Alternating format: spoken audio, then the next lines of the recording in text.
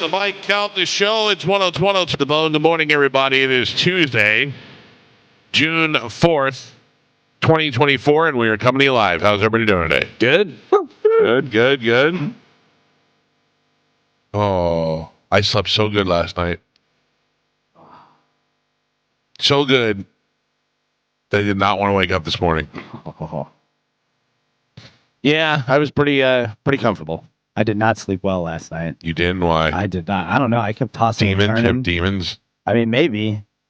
I usually remember my dreams, but I couldn't even remember my dreams. I do, but I don't want to talk about it because it gets upset. Do you just hear this whenever you're sleeping? Hey, man. Hey, man. Hey, dude. You can dream about it. You could gay stuff in dreams. It's not really good. Hey, man. No, unfortunately, no. I don't feel like I've slept well in 12 years. It's because why don't you try sleeping outside? You probably your body may long for it. Yeah. When you start to sweat, though, it really keeps you up. Dude, I'm telling you, I keep my air conditioning at 68 at night. Oh, yeah. You see this scumbag on TV? You see this hairy arm son of a bitch? Ugh. Did you see what he got in trouble for? Oh, yeah, I did. This guy yeah. was reaching out to cancer charities and telling them that he was a cancer victim. Jeez. And that he needed money, whatever, and got like 3 different places to send him money. Oh. And part of me was like, I always like try to think of the outside, the other side of the situation. He's an old man. Maybe he is desperate, and I'm like, that'd be still scummy, but how desperate. He reached out to these different cancer charities, writing a letter as a woman who had breast cancer, and he got like $5,000 from one and $1,500 from another, and a couple other bucks. He writes some letters like, I need to pay my rent. I need to do this. I don't know what else to do. And they go, okay, well, we have money. Here's money for the rent. I come across these situations every once in a while with the Calta Family Foundation, where somebody will write me a letter and say, I can't pay my rent this month. I don't know what to do. I have 5 kids, no husband, this, that, and the other thing. Now I'm like, God damn it, this woman's going to get evicted. And then all of a sudden it'll say, but I need to have it in Amazon gift cards. Or money orders only. And I'm like, all right. I did in the very beginning of the charity paid somebody's rent in money orders, but directly to the landlord. The landlord, she had bounced so many checks that he would only accept money orders for the rent. So, and I had to pay it directly to him instead of her. It's very complicated, but you get the guilt of all of these things. Then you want to help out. Then you find out scumbags like that are taking the money, and I say scumbag because that's what the sheriff called him several times on TV. It was great. The sheriff was like, this guy is a scumbag, and there's more scumbags out there, and we need to stop him. He goes, we got this guy, but it's not enough. But the best is, as they're putting him in the car, I go, maybe he was just a desperate old man, and blah, blah, blah, just trying to give him the benefit of the doubt on something, even though I know it's not true. And they were like, this guy also has a record for stalking and, doing some other stuff. And I went, okay, well, there you go. The guy's a scumbag. The sheriff, Volusia County Sheriff Mike Chitwood. Yeah, I like Mike. Yeah, he said that he's in a good place right now. He should rot in that jail cell. Yeah, that was really good. I watched on the news yesterday, and it's rare that you see the emotion come out in these guys because they see so much stuff.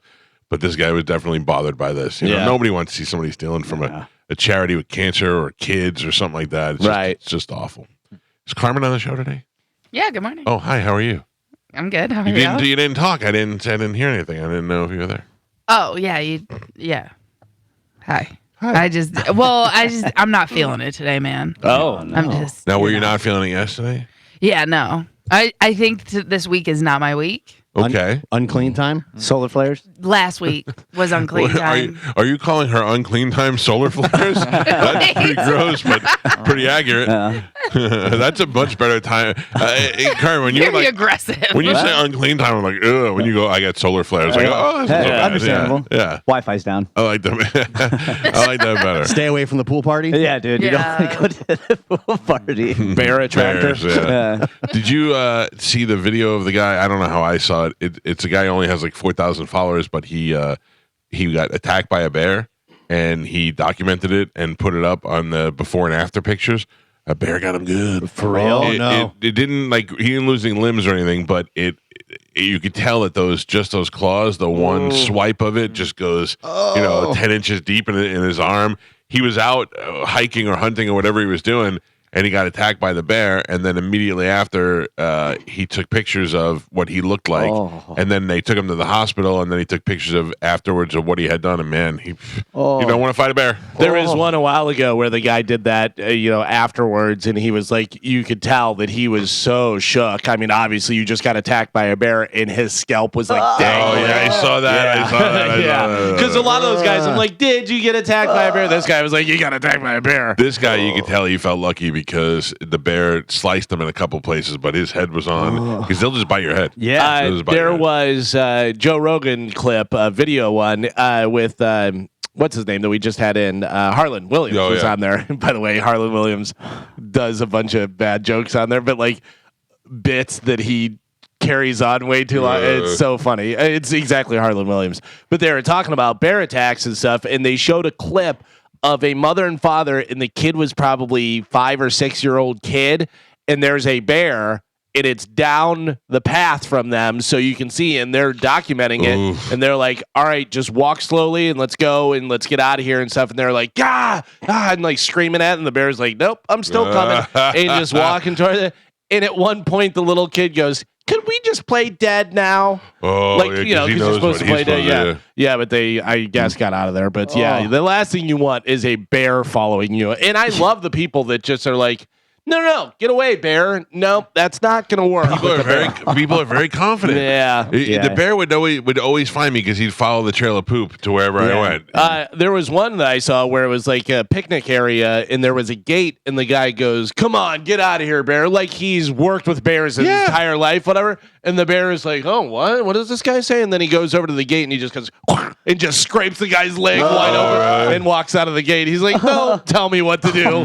My favorite is still when the bear gets in the hot tub in Pigeon Forge. That's great. And just sits there. Or they get on a hammock or something. Or the one that hit himself in the nuts. I watched one yesterday where the guy was laying out by a pool, and he fell asleep, and the bear came over, and the bear went over by the pool. Then he looked over at the guy, and the guy must have startled the bear because the bear jumped back, and then he went over and he smelled his foot. And when he smelled his foot, the guy woke up, and there was a bear there smelling his foot. But then the bear just turned around and walked away, and the guy just jumped up. I'm done. Well, that's why, like, my brother-in-law has a cabin in Georgia, which I'd like to go and hang out there, but then, like, you can go on hikes and you can go through this and you can fish. And I go, I'm not doing none of that. There's no way I'm sitting there just here. I've seen The Revenant. I know how this ends. Exactly. Or at least if I go out there, I'm strapping a shotgun to my back. Yeah, dude. Not that that's gonna stop the bear, but if it's coming down to him on top of me and I try to blow his head off.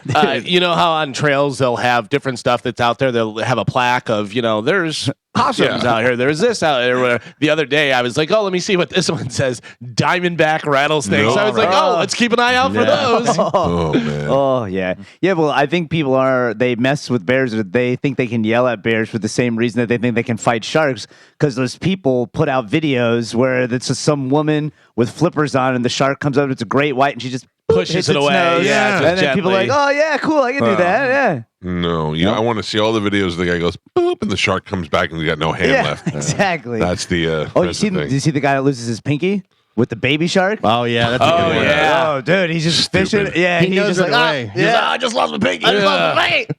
Yeah, that's the other thing.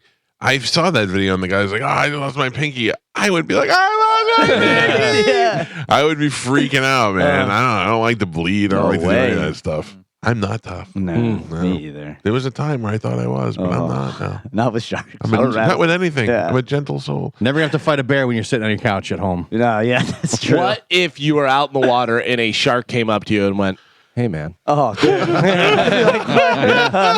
gotta lay off the smoke. Hey, dude. That's when you let the universe take over. Yeah, dude. This PCP is real good. How was Sad Weirdos on Saturday? It was good. It was good. I heard enjoyed there was it. a lot of crying. Yeah, there's a lot of dudes. What that are you called. doing to our A lot audience? hey, man. What? I didn't do anything. You cried? No, I didn't cry. The shark cried. No, shark didn't cry. Oh, that's not true. I got a little teary-eyed towards the end because some woman called in and was like super supportive and like said all the things I wish my mother would say to me. Oh, like what? And then she She's said just that she proud of me. needed rent money and she has breast cancer.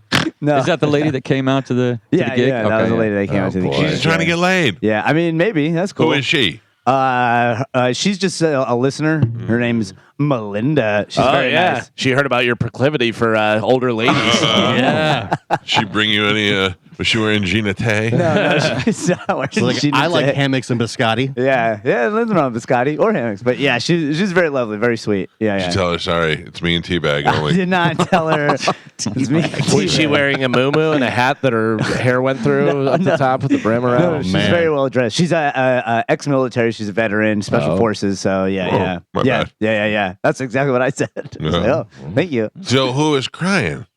Every dude that called in ended up crying. Jesus Christ. About what? Listen, guys, they gotta let it out. Somebody who lost his brother early on in life and helped him with his drug addiction. There were some other guys that called. One guy is trying to move out. Can I tell you my worst nightmare? Or a veteran, yeah. Worst nightmare. This show is successful, and Cox is like, "Hey, this show's doing really well. We should put it on 50 stations." Yeah, every station we have on Saturdays, like it starts out like for the month of whatever mental health month is, and then they're like, you know what, keep it on. Becomes a new Delilah. Yeah. They convince you guys to play music in between, and you become the new your Dude Lila. Dude Lila. Oh, that's what we're calling that show from now on, Dude Lila. Dude Lila, I'm in. Yeah. Spanish. Yeah. What if the show gets syndicated and now you have to pick between this show and that show? Maybe choose my children. I mean, I don't know what I would do, honestly. Really? You push you right off the show. Wow, yeah. I mean, well, if I'm getting paid. If it's syndicated, yeah. Yeah, they'll convince you that it's worth $15 per station that you're on. I'm not doing that anymore. Yeah, but it's 60 stations, so it turns out to be the same money you're making now. It works out perfect. Yeah, radio guys are the worst. Like now that I understand the business and I'm older, when I was younger, just how much I was getting screwed. Yeah. In the beginning, it was you want to be here more than we want you. We're going to give you whatever you want. Then it turned out to we have a budget. We have to, CBS was the best. They were paying me from like, well, you're going to get this much from this station, then you do the Saturday show, so you get this, and you do this, and then finally we get you to $45,000. And I was like, great!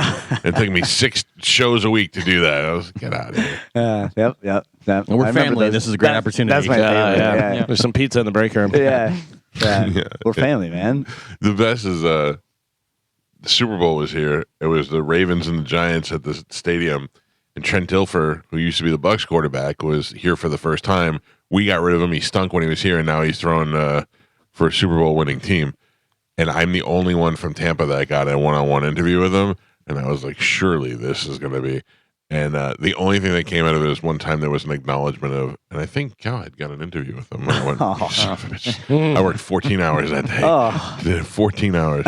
And I liked working there. It was. Yeah. You have to Great know. opportunity. You have to know what the ceiling is. Yeah, for real. I don't know. Seems to all have worked out somehow. Yeah. I think. And plus, man, you got a gelato truck here the other day. Oh, yeah. That was nice. That was fantastic, Mike. It really was so awesome. Thank you. I know it was your son's graduation party, but thank you very much. That place is called Sub-Zero Italian Ices, and they are the nicest people, and they are listeners to the show, and I highly recommend them. I paid for it, by the way. I'm not throwing them plugs because I'm just telling you, I recommend it if you're having a party. Yeah. So that's like the new thing now. People getting food trucks and dessert trucks and all that. So fantastic. Today, this week actually is somewhat of a sad week. Maybe not so much for you, but definitely for Joe and for Galvin and I. This is Pat Sajak's last week on Wheel of Fortune. Now, I hate Wheel of Fortune. Don't get me wrong. It does nothing for me, and I was just waiting for Jeopardy to come on.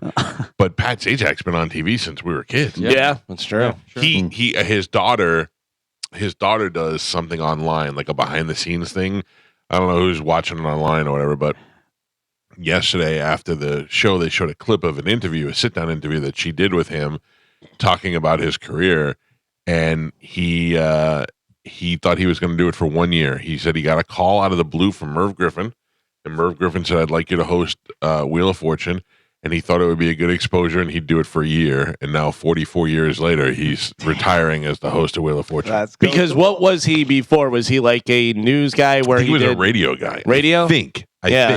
Because I know he owns radio stations now. Right. And, God, the money must be so good.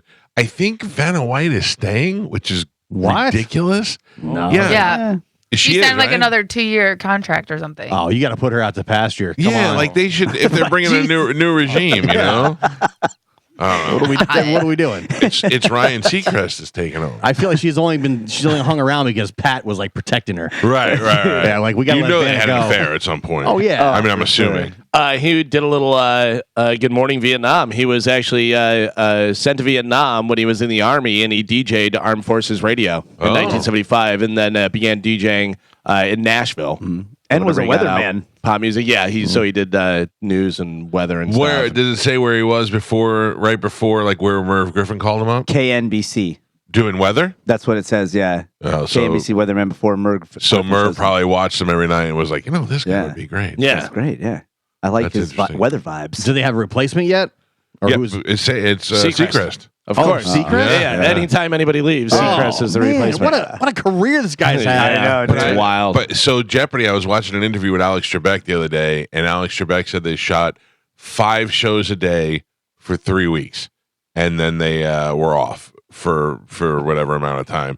So can you imagine if Pat Sajak, like if Ryan Seacrest goes in, he hosts 5 shows a day for 3 weeks, and then he's done for the Yeah. season? So Ryan Seacrest has replaced Casey Kasem, Dick Clark, Yeah. Pat Sajak. Yeah, all Michael Yeah. Strahan, he was on with Kelly. You could say Regis, Regis. yeah. Like all these like iconic broadcasters, Ryan Seacrest has absorbed, like Thanos in the Infinity Stones. Right, right. Has absorbed them all. having zero talent, like Yeah. bringing zero to it, other than the fact that he's a square-headed white guy. Yeah. It's crazy. If you're man. a broadcaster and you ever see Ryan Seacrest walking around your building, you just immediately pucker up. You're like, oh, God. Yeah, he's Oh, here. boy, he's here. He's here. Oh, poor Dunkelman, you son of a bitch. Oh, Dunkelman. You know we had Dunkelman on the show? Yeah. The crazy thing about Dunkelman too is like Britain's Got Talent or American Idol Britain, whatever. They still have like 2 hosts on there, which is Radio so funny. guys. Yeah. But they're both on there because that's what man. they did over here. They tried it and they were like, "No, we'll just go with Seacrest." Dunkelman said he quit. Dunkelman said he quit on our show. He said he didn't like the way they were treating the contestants and the way the show went. And Dunkelman quit. Dunkelman should be dead now. He should have thrown himself over a bridge a long time ago. Yeah, but if I get squeezed out, I'd tell everybody I quit too. Yeah, I would. I'd I'd be let like, them out, yeah. those son of a bitches. I gave them blood from a stone, and they fired me. I didn't fire, I quit. I'd be telling the whole world. Oh I man, thought we were family. what a career. Seacrest. Yeah, Seacrest. American Can you sweetheart. imagine every time you use your credit card, somebody goes, Dunkelman? The Dunkelman from season 1 American Idol? Why? Oh, man. Why did you quit? Why did you do it? Executive producer of the Kardashians. Oh, yeah. That's right. Oh He- yeah, Seacrest. Yeah, he's got a lot of money behind the scenes for sure. Good for you. Jeez. Do you think he throws Dunkelman $100,000 every once in a while and goes, there you go? No. Don't tell He me pays about it. for his like rent or something. Yeah, like he eats he runs into him at a Starbucks and he picks up his latte and he goes, I got it, Dunkelman. I got it. I think he big times him. Oh, is that you over there? Oh, yeah. What's up, man? It's so funny because I'm looking at Brian Dunkelman's thing, whatever. Now he's obviously American Idol, blah blah blah. But then it's like other work, and it was like he appeared on The One with the Ring, a 6-season episode of Friends, whatever this. That. Then he also voice acting for something called The Proud Family. I've never heard of that, whatever. And then Dunkelman was co-host with Eric the actor on the recap show on Sirius Howard 101 for the American Idol Rewind. That's funny. hilarious. Hey, we can get They actually got Dunkelman Yeah. to do it? That's so funny. That's great, man. That I used to be so jealous of. Not jealous, but so I admired when I was a kid before I was in radio. If Howard Stern had a parody song to do, he would find the artist who did the original song. Like when Jerry Seinfeld was dating Shoshana and she was 17. Who was it? Janice Ian that had a song called something about 17, and then he got Janice Ian to come in and sing the song. Seinfeld's girl is 17. How does she keep her panties clean? I watched a lot of Seinfeld, and that show is ridiculously sexual. Like Oh, it's yeah, the all about innuendos, sex. yeah. No, it's full on about Oh, yeah. it's full on Oh, about yeah. sex. Her and Elaine and Putty doing the twist and the knuckle and all that. I mean, they put some stuff out there. Move. Yeah. Because Seinfeld was talking about that. He was like, you can't do that. Like, imagine on NBC a show about masturbation. No. Like, did a full show about the masturbation. way they did it, though, I think they could probably get away with it. But I don't think so. I think that less the sexual talk and more the sexual, like it's the stuff that they actually show, like them in bed talking about what they did and what they didn't do. I'm like that. I'm like, ooh, that's a little sketchy. I still think it's a little creepy. They had who was it? Famous actress. She was 15. Denise Richards. Denise Richards, and they kept staring at her boobs. Yeah. Weird. She was pretty hot. Yeah. But 15. Yeah, but I peeked. the whole idea was that it was inappropriate, but they couldn't stop doing it because she kept walking in. I mean, that was pretty realistic. Yeah, but you're right, Carmen. That things like that. And because it was a 23-year-old Denise Richards that was playing a 15-year-old or whatever she was supposed to be. Yeah. No, it's so funny though, is that Seinfeld's doing an episode about a 15-year-old. He was dating a 17-year-old, but nobody looks at him and goes, pedophile. Right. Yeah. Pedophile. Yeah. I do. Yeah. Nobody was doing it then though. Then it was just like, oh, that's Seinfeld. Oh. And then the woman he wound up marrying had just got married. And he met her. Yeah, and he was ruined her marriage. Yeah, he was like, no, I'll take her. Stole her? Yeah, totally stole her. Seinfeld. Yeah. I'd be interested in trading Amanda for the right amount. Wait. For All right. well, if it was good compensation package, How much for the lady? Yeah. Your women, I wish to buy them. Yeah. But how about that? You just get married and you're like, all right, we're starting our Seinfeld? Who? Yeah, What? yeah. Happened? She left? Oh, okay. I loved you for years. That's Was he $1 like billion. at the wedding? How did he steal her? No, they were it didn't friends. matter. Yeah, something happened. He was like, no, yeah, I'll take her. Hit her over the head, dragged her Wait. home. That's a power move right there. Oh, dude. Yeah. What do you Yeah. do? What do you say? But aren't you to afraid Seinfeld? somebody like that is going to meet somebody richer, or when you're 70 like Yeah, he is for now, sure. she's going to look around. Oh, she's no prize. She's Are all they right. still married? Yeah. Oh, yeah. They have kids and all that. Okay, because you can't get divorced once you have kids. No, I'm saying like they're full on. Yeah. They're in a full relationship. Okay. Okay. He's 70 years old now. She's not that hot. She's not billionaire. She's guy. 52. Oh, well, that's pretty good. I would be more afraid of the dude freaking out and blowing my head off somewhere. I don't know. You know what I mean? Listen, if my wife is getting wooed by Seinfeld and she wants to go, let her go. I mean, So in June of 1998, Jessica, his wife, married Eric The actor. Niederlander. No, yeah. Producer, blah, blah, blah. In August, early August, after the wedding and a honeymoon in Italy, she met Jerry Seinfeld at a Reebok sports club and they began dating. That's at her amazing. honeymoon? Yeah.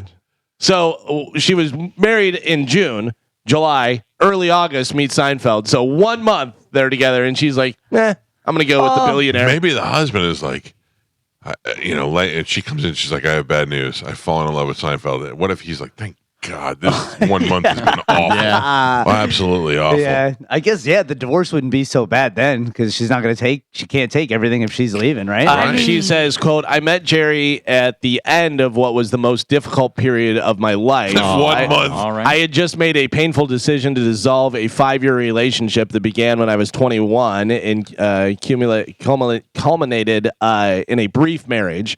Jerry was neither the cause nor the effect of the breakup, blah, blah, blah. Yeah. Okay, Dunkelman. Yeah. When asked for comments, she said, She looks like Sandra Bullock sister that's not as good looking Yeah. as Sandra Bullock. The Wayfair Sandra Bullock. Yeah. I mean, she's not bad. Like, you don't look at her and go, but also Yeah. Seinfeld, billionaire, and this was in 90s. Yeah. So, I mean, he's been so popular for so long. If Jerry was managing an Applebee's, I don't know that the attraction would still be there. What's the deal with this divorce? What do they call him, Riblets? But also went from a 17-year-old to a 25-year-old. Yeah. I don't know. I don't know that there wasn't a bunch in between, but he did. He did like him young, but he also was considerably younger too. Carmen, he was probably 40s. I always think of Yeah, that still. That's not young. I don't know if you know this. 40s is very young. Carmen, if I would give anything to be in my 40s right now. I went to. I would give anything to be in Shoshana right now. She was hot. She was pretty hot. I went to the doctor yesterday. Yeah. Oh yeah. Are Got you moving my- up on the list Of what? of the health- healthiest? Yeah. Wait. For Carmen. Yes. Culprit? Oh. Carmen, Yes. I had all my blood work done. My doctor Right. is amazed. Oh.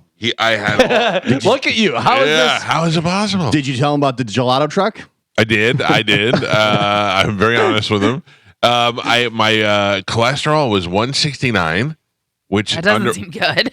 under 180 is great. Okay. Yeah. Is it? Yes. I'm They say for a 50-year-old man, under 200 is good. I'm under 180 is great. I'm 169. That's fantastic. Was it really high at one point? No. Oh. I'm just saying. I've maintained it. Right. My wife, who does Pilates and rides her stupid bike every day, she her cholesterol is like 250 something because she's got it She's through. stressed because she's married to you. That might be true. Sometimes it's hereditary It's as well. hereditary. Yeah. Her brothers have it and all that. But she has been working her ass off, and it's down to 159 now. Oh, hell yeah. Yeah, she's yeah. killing it. The only thing that was high was my sugar was a little high, but that's because I'm a fatty. But other than that, everything else was perfect, like And all right in the right spots. We just had so much ice cream the day before. We really yeah. did, Yeah. I was very happy with the mix. It's always weird when because the high cholesterol runs in my family, and whenever I have to go to a new doctor that does my blood work, they're always like, "Whoa!" And then I'm like, "Nah, runs the fan." And then they get all the other stuff. They're like, "All right, yeah, that makes more sense." My blood pressure was a little high yesterday, Yeah. but not alarmingly. That's high. good. Did you know shrimp can raise your cholesterol? Yeah, think they're I very did. high in cholesterol. Yeah, they are. Yeah? High. See, shellfish. So good. Yeah. Yeah, it's great because you're like, okay, wait a second. This is fish. It's not red meat. I'm going to eat this. I like it. And there's no carbs in it. And it's great. And they're like, sorry, Yep. cholesterol. Like, there's nothing could just be delicious and good for you. Yeah, I saw this terrible report from a couple months ago that was like, by the way, if there's high levels of uranium in your drinking water, oh, you don't drink it, but you shower with it, don't you? I was like, oh my god, uranium shower. everything. No, we can't win. Yeah, That's no, not- whatever. Low cholesterol. Let's get breakfast. Yeah. No. It's protein shakes for this guy. Oh, Yeah. boo. Oh, you're back on the diet No. today. Oh, You know, you leave the doctor, you feel like, all right, I got 1 foot in now. I gotta kind of keep an eye on things. The protein shakes and teasers. Let's get weird. come on. Yeah, Teasa's getting through a lot of the day. Oh yeah, teaser's great. I worked out with one in my mouth the other day, and I had to text Carmen afterwards. I was like, "That is next level." Oh, really? Oh my god, I was amped up for that workout. What is it? So, what do I have? Which one? How you doing?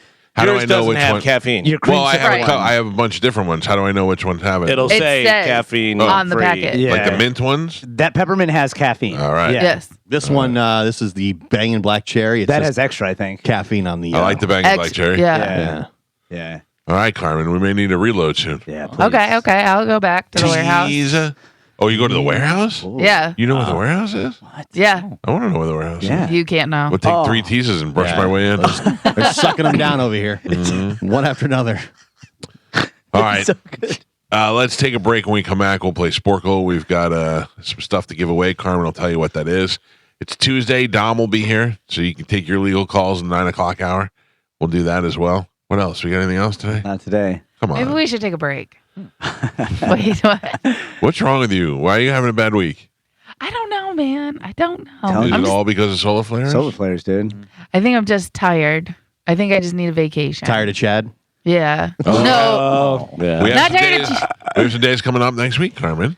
not tired of Chad. Honestly, it's like we're getting our floors done, and our upstairs is downstairs, and our downstairs is outside. So like my house is just a disarray, which makes me like not stable. I understand that. Is Carmen. Dino You- doing it all?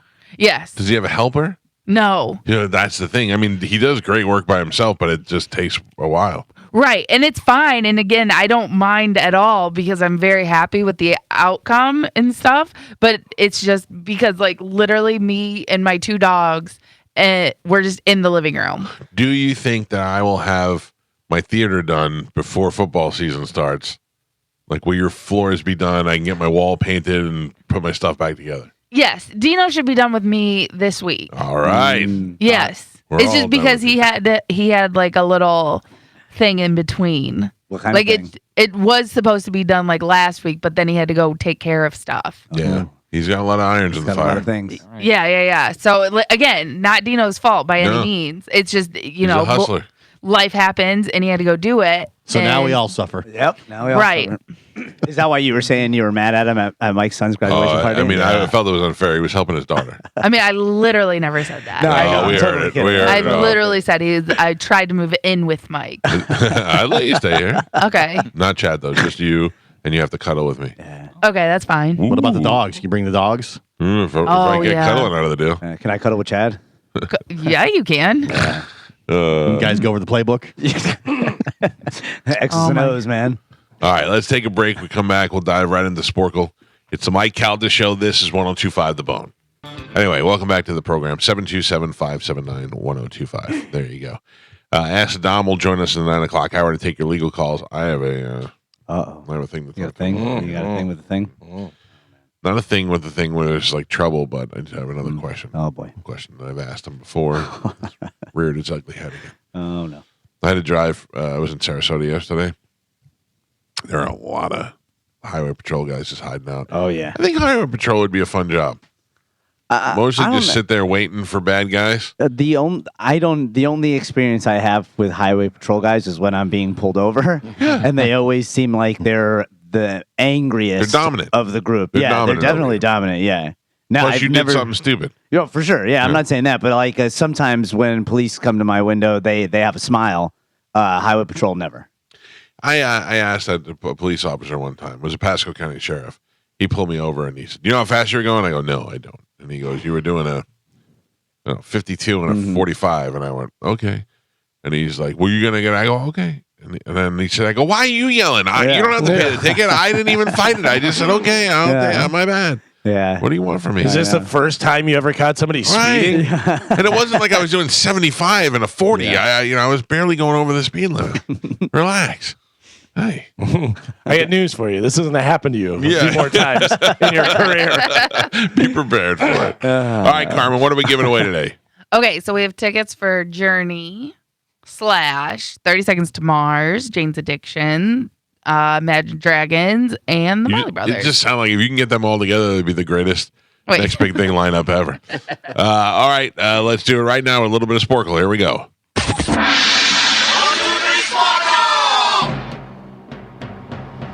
I feel like I'm losing my edge. I watched Jeopardy last night.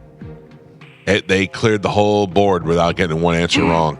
Really? I think I maybe answered 2 questions. So it made me feel dumb. Have you looked into the pop culture Jeopardy? They're looking for contestants. No, but I would love to do that. Yeah. I feel like pop. Although I'm kind of old now. Like these young rap ones are gonna get away from me. All right, Carmen, what are we playing today? Carmen's the keeper of Sporcle. Pap's your judge and scorekeeper. What do we got? All right, today we're going to play 2 words, 1 answer, V words. V. Okay? Yeah. Yes. So I'm going to give you 2 clues, 2-word clues. You're going to give me the V word. All right. Okay? Everyone get it? Yeah, I think so. Yeah. Okay, good. 2 words, 1 cup. Yes. All right, your first one. Pope's City. Vatican. Spanish. Sleeveless sweater. V-neck. No. Geo. Geo. Was that? Correct. What did you say, Joe? I said Geo. Okay. All right. Putin. Vladimir. Spanish. Dracula. Vampire. Galvin. Thank you. You're welcome. Santa reindeer. Vixen. Galvin. Action word. Action word. Vault. Vindicate. Vroom. Voracious. Verb. Correct. Pap, pap. Action star. Yeah. No point. Your next one. Soccer horn. Vuvuzela. That is correct. Pap pap. Spanish. Spanish gets the point. Payment app. Venmo. Galvin. I'm dying over here. And Pap Pap, we're halfway there. Oh, Jesus. Michael is not on the board. Gio has a single point. Galvin and Spanish are both tied for first. They have 3 each. All right, I could do this. Come on. All right. 2-word clues, 1 answer, V words. Your next one, Scooby character. Velma. Mike Calta. Here I go. Petroleum. Jelly. Vaseline. Geo. Deer. Venison. Mike. Calf. Meat. Veal. Deal. Mike. Hugo. Vigo. What'd you say? No, I said Vigo. I don't know why I said that. Hugo Frankenstein. Victor. Victor. Yeah. Damn it. That I don't know why I was thinking Vigo more. Vigo, yeah. It makes no sense. You made me think of Ghostbusters too. Spanish gets a point. Spanish gets a point. Correct. Van Gogh. Vincent. Galvin. 10th state. Vermont. Virginia. Vermont. Someone said it. Virginia. I said it too. Who was Pat it? Pat? Joe? I only heard Spanish. Spanish gets the point. Sorry, I was yelling Vermont. Vigo Mortensen from Vermont. I think. that's true. And Pat Pat, Aw. we're on the last 3. Gio has 2 points on the board. Michael has 3. Galvin with 4. And Spanish is your leader right now. He's winning with 5. Oh, all right. Here we go. All right. 2 words, 1 answer. V words. Last 3. Here we go. Meatless eater. Vegan. Vegetarian. Damn it. Vegetarian. I mean, technically. No, it's No? totally Yeah, different. it's- No. It's completely It is different. No. Completely Stop. different. Yep, you should read it. Nope. Galvin gets the point. Snake poison. Oh yeah, he said it. What is going on, Gio? He's right. Gio just woke up. Yeah. And your last one. Wait, what is it? A tie? I have 6. Tie? He has 5. Yep. Oh. You have 4. No, I'm out. Yeah. Oh, 3? Well, I don't know. Actor Mortensen. Vigo. No, son of a bitch! Joe? Final score. Well, who got that? I don't know who got that one. Galvin. Thank you. Oh, come on. Gio with 2 points. Michael with 3. Spanish with 5. And Galvin is your triumphant champion today. He won with 7. I was ahead of my time. Yeah, dude. I love you, Vigo Mortensen. Best movie. Lord of the Rings. Lord of the Rings. Yeah. Lord of the Rings? Oh, No, yeah. you're crazy. Yeah. 100%. History of Violence? Oh, Green what Book. is Green Book. Green Book? Green Book. Yeah. History of Violence. What is the other one where he's the I know. Eastern Promises. Eastern Promises? That's really What's Eastern good. Promise? He's in a good Western with is? with Ed Harris. I forget what that's called. I want to watch the. Oh, he's in a bunch of great stuff. Eastern Promises. Yeah, The that's History and That's it. Violence. Yep. The Road. Okay. Go ahead. You're right. You want to say more of those ones we said, or Well, I was trying to figure out the Western that you were talking about. Appaloosa is the Okay, Western. I gotta check that The out. Dead Don't Hurt. Well, yeah, they do. Lord of the Rings. Lord of the Rings. Yeah. Did you hear that? Vermont. Yeah. I believe he was in. You know. Mike, Eastern Promises is a fantastic Russian mob movie. Oh yeah, you never saw that? Yeah, Oh, I dude. never Yeah, heard of it. because he does a move too. He's got like tattoos all over him and stuff, and the guy's doing something. And Vigo goes like this. He goes like that to the guy, and you go, "Oh god! Oh, you don't Don't want point that. at your neck and then point at me." Yeah, dude. That's scary. And there's a great twist at the end. It's good. I am obsessed with this guy on Instagram Which named one? Ralph. Ralph whistles, but with his throat, Oh. and he makes ridiculous faces while he does it. Listen to this.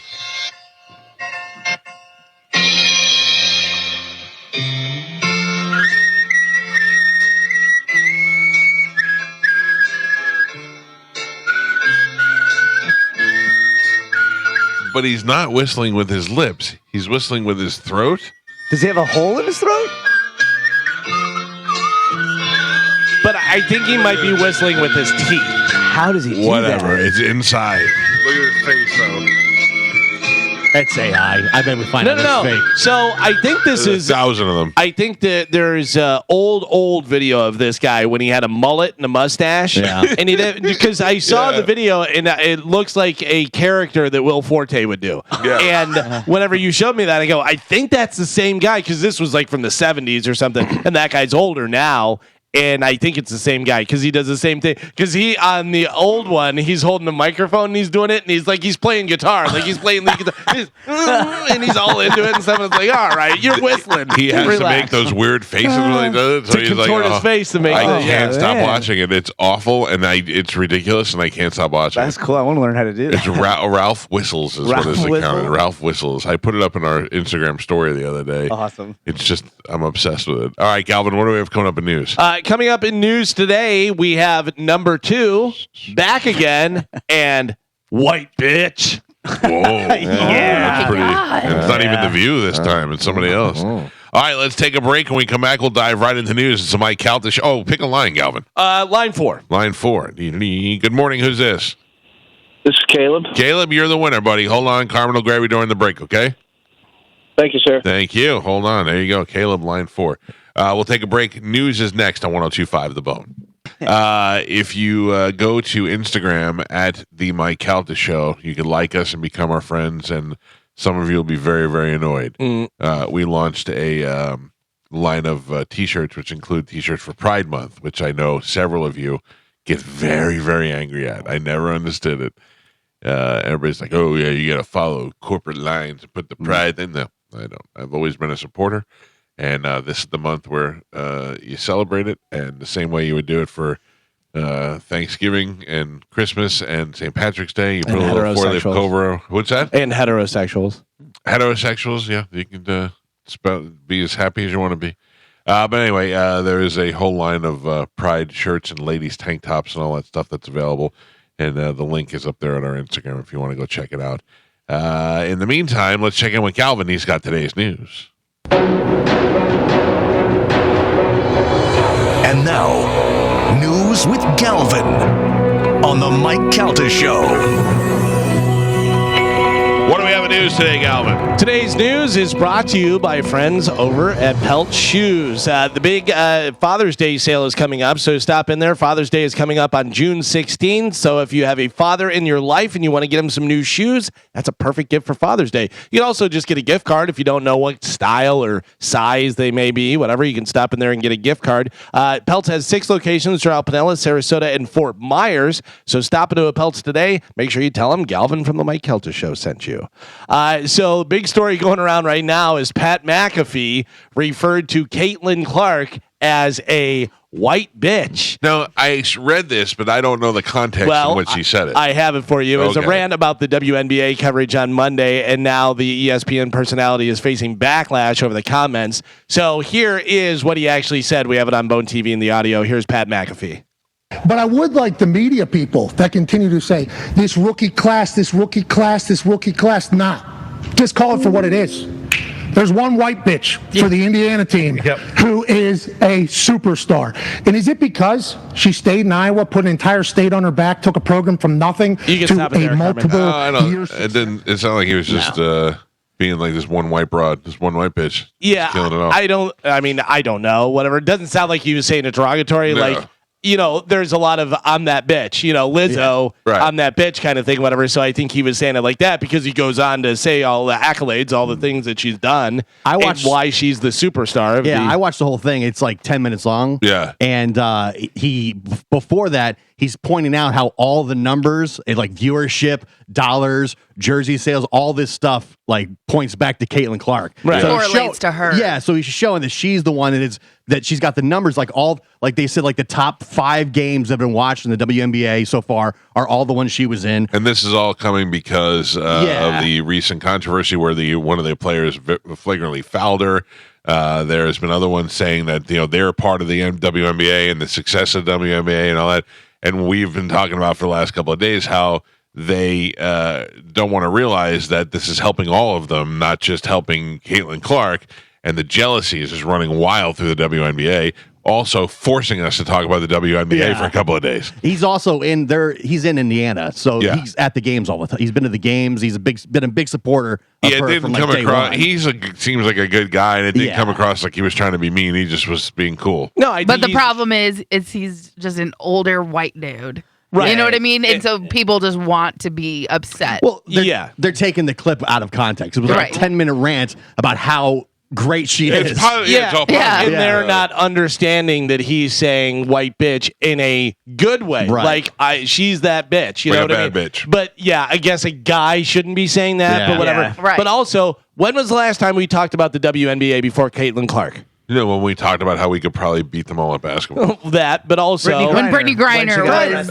Yeah. Brittany Griner. That was she the was only in other jail. time we were talking about because she was in jail over in Russia. Like, if there's big stories, you talk about the WNBA. Otherwise, you're not talking about the WNBA. And this is a good story. This is a player that's good, not If somebody he who would have got said arrested. Brittany Griner, that Jar Jar Binks looking bitch, that's a negative thing. Sure. That's a negative. But I think he was just fine with what he said there. So he was describing Caitlyn Clark when he did that. He said he personally sent her an apology for his mistake. He said, quote, no matter the context, even if we were talking about race being a reason for some of the stuff happening, I have way too much respect for her as a woman to put that out into the universe. So he apologized to her, and he's apologizing to everyone. And he's like, yeah, I probably shouldn't have said that. Yeah. Man, can't wait to watch The View today.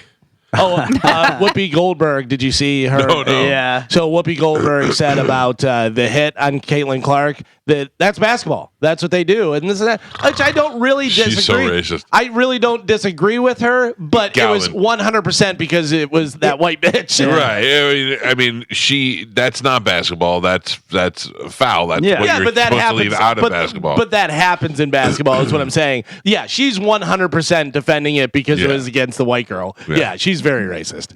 100%. There's a lot of race going on. Oh yeah. Well, there's the other lady that's on, I don't know, The View or The Chew or The Talk or whatever it is. That's everything. Like, you literally could say, I had a delicious cookie the other day. Are black people allowed to eat that cookie? Because in my life, we didn't. And you're like, what are you talking? It was chocolate chip. I don't know. It had salt on Why is it it. got to be chocolate chips? Yeah, exactly. Yeah. And again, all these women doing this just shows how petty women are. Like, here's a female. We've known that for a long time. Right, That's but- how you people are. But I'm just saying, here is a female who's bringing attention to this sport, and all these women are hating on her and dragging her down. And it's like, she's helping all of you. Are you saying you're the Caitlyn Clark of the show? Yeah. Like, once you got here, all the women automatically hated you, but you were helping out women being on a #1 rated show. I don't think Carmen, so. everybody. Damn right. I don't want this. No, that's not what I'm saying. You are that bitch, Carmen. Yeah, you you are are. that bitch. 100%. Whoa, Yeah. easy white guy. Old white guy. Sleeveless white guy, too. Yeah, I don't know, you're pretty tan Easy. lately. It's crazy to me now that every time one of these things happens in the basketball game, it becomes about everything except the actual basketball. You're Right. not wrong, dude. You are not wrong. Everybody's got a comment on it. It's race. It's this. It's all women. race, Feminism. It's not just about the basketball game. Right? At what point does Caitlyn Clark go, do you like your plane? Do you like your plane? Yeah. Do you like all the attention you're getting because of me? She seems pretty down to earth. Like, she's trying to soak all this in and let it, keep her level headed. Yeah. Even when they interview her, she's like, "Yeah, well, it is what it is. I'm a rookie, and I'm just out there trying to do the best I can." She never retaliates. Just plays it cool. Yeah. And she's always like, yeah, and I play with amazing players. Like, she hypes up everybody else, and everyone is like, it's because she's white and she's a girl. And I'm like, wait, what? She's like the Ted Lasso of the WNBA. It's They wild. said if it wasn't for her 3-pointers, that's all she has, or whatever. And I was like, talk to Steph Curry. Yeah, See how that right? works out. I think. Like, do you not know how to play basketball? Yeah. And like, Conor McGregor isn't giving many details, but he addressed the sudden cancellation of UFC 303 pre-fight press conference that was supposed to go down in Dublin on Monday. Late Sunday night, UFC officials announced the news that they planned the press conference featuring McGregor and Chandler and UFC CEO Dana White would no longer happen as scheduled. No reason was given for the postponement, which led to immediate speculation about why the press conference was canceled so suddenly. McGregor released a brief statement on on social media addressing the situation and issuing an apology for everyone who planned to attend the press conference. He said, quote, in consultation with the UFC, today's press conference was canceled due to a series of obstacles outside of our control. I apologize to my Irish fans, the fans around the world, for the inconvenience and appreciate all your passion and support. I can't wait to put on the greatest of all time show in the Octagon. As of now, McGregor versus Chandler is scheduled to take place, but it's unclear if the fighters will get a chance to come face to face again before the fight happening in Las Vegas. So I'm fine with that as long as the fight happens, because I'm going, and I'll be very disappointed if they're like fill-in fight. But I watched a long thing with Ariel Helwani yesterday. Did you see that? Where he seems to know what happened. Yeah. And he can't talk about it. Really? But he said, I can guarantee you 100% it has nothing to do with steroids or drug testing or he's like, there's nothing. He wanted to be like, it's a simple thing, but I'm not allowed to say it, So he's like, this fight is definitely happening. And, there'll probably be a press conference. And he's like, but I can assure you this has nothing to do with any observations that people are making. He's like, everyone is wrong. I think Max Holloway said he would put up his BMF belt and fill in and do that. Yeah. So we'll see what happens. It seems weird they didn't just reschedule it. That's what I'm saying. If it's just something simple, why not? It's like, okay, we're going to have it next week. Well, instead. but if you're rescheduling it, was over in Dublin, and there are people that are traveling to do all that stuff. So, I mean, That's a lot I guess involved, you I could. guess. Yeah, but it's a lot. There was a lot of parts. speculation that he failed the drug test, and Ariel Helwani said 100% untrue. He's like, he was like, I can tell you what I know, that this is nothing. It's not that big of a deal. It just couldn't happen. It was logistically impossible, and he made it just seem like it wasn't that big of a deal. So I saw an interesting thing with Dana White the other day. He said that whenever he went over to Dublin, this was years and years and years ago, before Conor McGregor was in the UFC. And he said, he goes, we did something over there. Oh, he was over there for some college was giving him an award or something. And he said afterwards, he goes, hey, let's all go to the bar. I'm buying drinks. And he goes, all these people showed up. And he goes, I'm talking to everyone. And the name Conor McGregor kept on coming up. All these different people telling me, you got to see this guy. You got to see this guy. He goes, and I thought he was a heavyweight. He goes, I didn't even know what size he was or anything. He goes, so then I got in touch with them. We went out and had dinner. And he goes, after that dinner, I called one of the Fertitta brothers. He goes, I don't know if this guy can even throw a punch. He goes, but if he can, he is going to be the biggest superstar in the UFC. So they signed him, and of course, wound up being huge and stuff. So. I always think these are just publicity stunts to get more people talking about the fights. Could be. They've run out of him throwing stuff through bus windows, and now they got to just cancel the press conference altogether. He is a lightning rod for sure. Yeah. There's a lot of stuff that goes around on him. No, let's go ahead. I was wondering what to wear to the fight. And I was like, oh, maybe I'll wear like a jacket. And then I'm like, maybe I'll do it. And then I looked at Theo Vaughn was wearing a T-shirt. Yeah. Oh, Joey Diaz was wearing a Nike hoodie. Yeah, dude. Who's wearing a jacket to a UFC?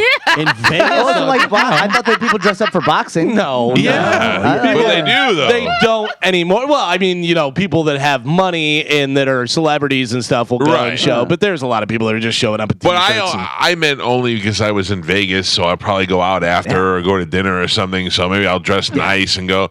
Then I saw those dirtbags, and I'm like, nope, I'm dirtbagging it up, man. I'm wearing jeans and a T-shirt. You're showing your age by wanting to dress up to go to a fight. That's showing your I'm age. sorry, Karen. Maybe we're a certain level of class that separates us. It's a lot like you saying, yeah, I'm going to go on the plane, so I'm going to wear a nice suit. On the plane. Yeah. They don't do that anymore. Yeah. I just think of that final scene in the casino movie where they're all walking on the steps in like sweatpants. There's a lot of slobs in Vegas. Yeah. I mean, you're right. I know what you're saying. But I just assume that if you went there, you dress kind of nice or cool. But you're right. Now, If you were going to have anyone suggest how you should dress, ask your son.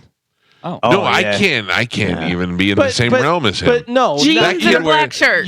Listen to me. You're not wearing what he's wearing, right? But say, what's a little something that I could do? Sexy joggers. He wore a pink shirt the other day with black shorts and then black socks, ankle socks inside of flip flops, like Gucci slides. I go, I don't know what you look like a homeless kid who somebody threw them expensive shoes. I don't know what you're doing. The girls are probably like, that's I'll be the first to tell you, I have no idea. The minute you sat down in your suit in the arena, you're like, oh my God, it's so hot. Not a suit. This is such a bad idea. I'm wearing a suit. The only suits are me, Trump, and Dana White. I mean, you said jacket. That's a suit. But like a jacket with jeans kind of look. That's, kind of Take my out thing. your kerchief and dab the sweat off your forehead. Top hat. you can just use this dicky. Yeah, you guys are ridiculous. You got a feather in your hat, too?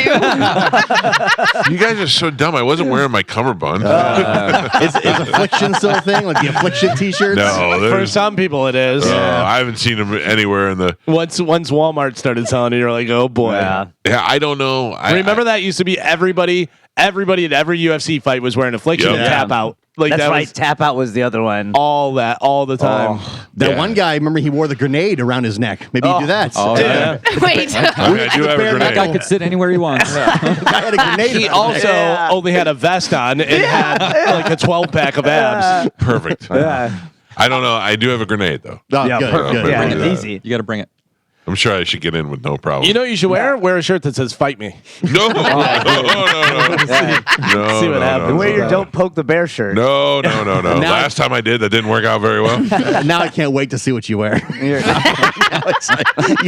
Now that you've pointed it out. Dude, I don't even know, man. Yeah, I think black t-shirt and jeans is fine. Yeah. I think you'll be Let's okay. see. Nobody's gonna go, he's wearing a t-shirt to a fight. Oh my goodness. So not a tuxedo. No, you're saying. no, That's too bad. You're missing out. All right, I'm sorry. Were you doing the ring announcing or? No, but sometimes Just you watch. in case.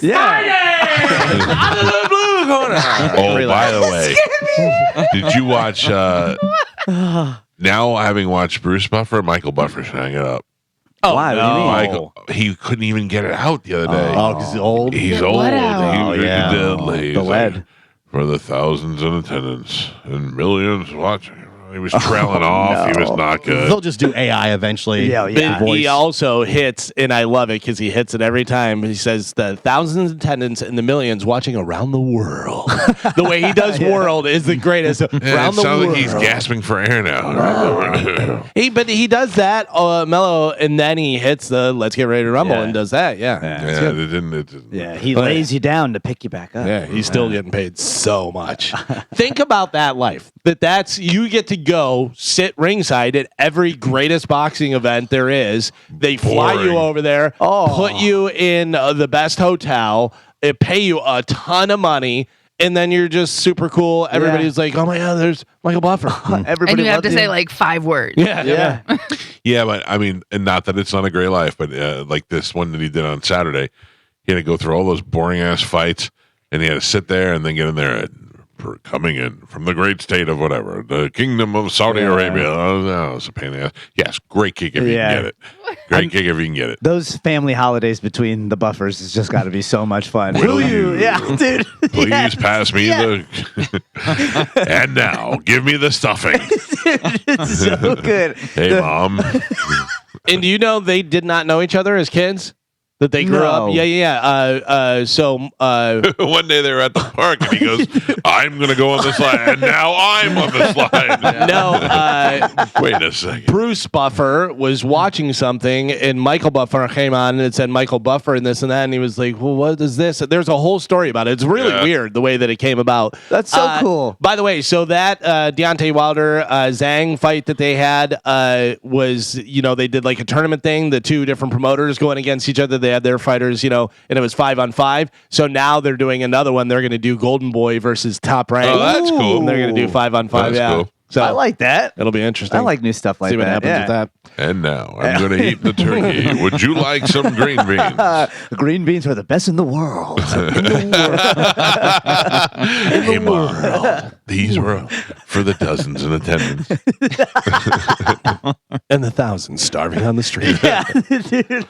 So yesterday was not a great day for Spotify, image-wise. First, they announced that they're raising their prices. The individual plan is going from $10.99 to $11.99, and the duo plan is jumping from $14.99 to $16.99. And then if you have the family plan, which is what I have, that's going from $16.99 to $19.99. So you're telling me for $20, I can listen to any song Your in whole the family history of can, music. My whole family, I can. New song, old song. I could put it on my computer on a speed. It's the best. It's the best price in business in anything. But how much money do you need? What do you mean? Like that's, but like the CEO or whoever's running Spotify. Look, they gotta pay all the. They gotta pay all the pennies to the artist. Yeah, to the artist. Well, here's the other thing. So the bad image stuff. Then Spotify CEO Daniel Ek put his foot in his mouth, saying it costs close to zero to create content. His exact quote was, "Today, with the cost of creating content being close to zero, people can share an incredible amount of content. Of course, anyone who actually creates content or music will tell you that does not, in fact, cost close to zero to make it. Obviously, you have to book studio time and do all that stuff and have instruments. And even if you do it at home, it's time consuming and everything. And that's why concert tickets are so expensive, because that's the only way artists are actually making money. Because they don't make money off. They're not making money on their albums anymore. Yeah, you know what I mean, but the merchandise is really actually where they make most of their money. The touring is the ticketing people, the Ticketmaster and Live Nation. That's why they're trying to break that up. Obviously, they make a lot of money off of touring as well, but merchandise is where they make a ton of money. Each band only sells one album, and in Spanish who buys it. Yeah. Well, luckily not anymore because I got Apple Music now. I wouldn't go Spotify. Went Apple Music. Well, and Apple Music is the worst. I disagree. What's on your phone? Because I have an Apple phone, so because I bought. We all have. You mean the iPhone? Yeah, sorry. Yeah. We it's all my have Apple iPhones. device. Yeah. Well, because I bought all this stuff on Apple, if I change phones, they make it easy. Just push this lose button. Oh, you bought it all. Yeah, So that's what happened to me with the cable company. Yeah. I lost all my movies now. It's like, damn it, man. That's how they get you. Yeah, dude. So I just bought Apple Music. My brother used to go, "Why are you buying it on Frontier?" And I go, "I don't know, it's easy." And he goes, "You could easily buy them on Apple." And I go, "What's the difference?" He goes, "The difference is one day you're going to give up from." He's right. Yeah, right. Yeah. I know. No, I got nothing. I can't watch Green Book every night. Apple's probably going to be around for a little while. Yeah, maybe. Apple will be here, and I keep writing to the TV thing and going, "Dear guys, I mean, this is the fourth time I'm telling you the Godfather channel's not working. What are you doing? What's going on? None of them work." I'm gonna be a green texter soon. What's a green text? Android? Yeah, I'm getting out of Apple. Ew, don't Solar text flare. me. Yeah, solar flare. Wait, what? You're out of the group. That's fine. We can't. You can't be in the group text. I don't want green bubbles in there. Forever Yeah, I unclean. can. No, we have a rule Yeah, around here. Don't get it. We have a no green texter rule. No. That's right. Yeah. Only- We have to text somebody outside the family, then they have to text you. Yeah. Hey, text Carmen this. That's fine. I'm done with Apple though. Why? Because they're shady, and every update that they do, they have some sneaky tracker that they turn on, What and are you they hiding? don't tell What are you you. hiding? I don't want them tracking me. Listen, they always say don't. Apple's way far behind Samsung and all Yeah. that. So Yeah. the other ones have already been doing it. Yeah. Yeah, Well, you don't think they're tracking you and doing all that stuff, Carmen? they're not as sneaky though. They don't just turn it on. They let you know. So it's honesty that's getting you to transparency that's getting you to change. But also the cameras are better. They're more Apple is more expensive for no reason. Yeah, I will tell you this, Carmen, that I don't know enough about it, but everybody says Androids all are better. But Yeah, I don't and know. they're cheaper. Yeah. They're cheaper. They're better. They're like Androids and the Chrome phones and stuff like that. They're like 2 ahead of Apple. Yeah. And they're less expensive. And Apple makes way more money off of your data Right. than Android does. They got a corner on that market. We'll miss you. And they killed Steve Jobs. So Oh my God! Allegedly. 100%. He slept with the phone under his pillow. No, Oh, don't do that. he knew better. Yeah. He was the one. He wasn't turning on our tracking devices and stuff Nah. like that. And then they were like, "Oh, we got to Yeah. get him out of here." And then, Yeah. And then- and now they signed that deal with the Fed, so anytime you commit a crime, the Fed can just grab your phone and Apple has open to it. open it up for them. yeah. I'm Not if I telling you. eat it. Wait, You what? can't. I wouldn't do that. I'm just Right. saying, Apple is shady. What's Carmen hiding, I wonder? Yeah. Carmen, What? what are you hiding? Oh, no, Carmen, don't tell him about the basement. We already know all the secrets. Uh-huh. You think you do? Oh, if you have an OnlyFans, I will die. Oh. What if it turns out Carmen has people down in her basement, and that's what Dino's over doing? Oh, building cages cages. over there. Soundproof? Yeah. What if Dino's down there, Trav? Oh, we gotta save I Dino. mean, has anybody seen him lately? no. Boy. Where's Dino? You guys really think I can overpower Dino? Yes, you're very strong. And Dino's like, Carmen, this looks a lot like a cage. And she goes, it's a wine cellar. Just finish it. Get in. Why so many locks on your wine cellar? God. I have a lot of wine. I saw a guy the other day who said he wanted to stop his wife from re-gifting expensive wine that they got. Right. And so he would draw wieners on the label. It's just hilarious. Stop giving it away. Speaking of, my wife had to get, we went for checkups yesterday, and they have to do an EKG, and she's laying down doing the EKG. So while her phone was next to me, I changed the picture of when I call, my wiener shows up. Awesome. And then, no, what was awesome was I changed it. She didn't know. And then when she sat up, I handed her the phone. And then while she was talking to the doctor, I just hit send, and it popped up on her phone. And I watched her face go, that was great. She's got pictures of your wiener on her phone? She is just the one. Oh, wow. Yeah. And I sent it to her, and it pops up on the screen, and she panicked. And I saw her panic look, and I just started laughing.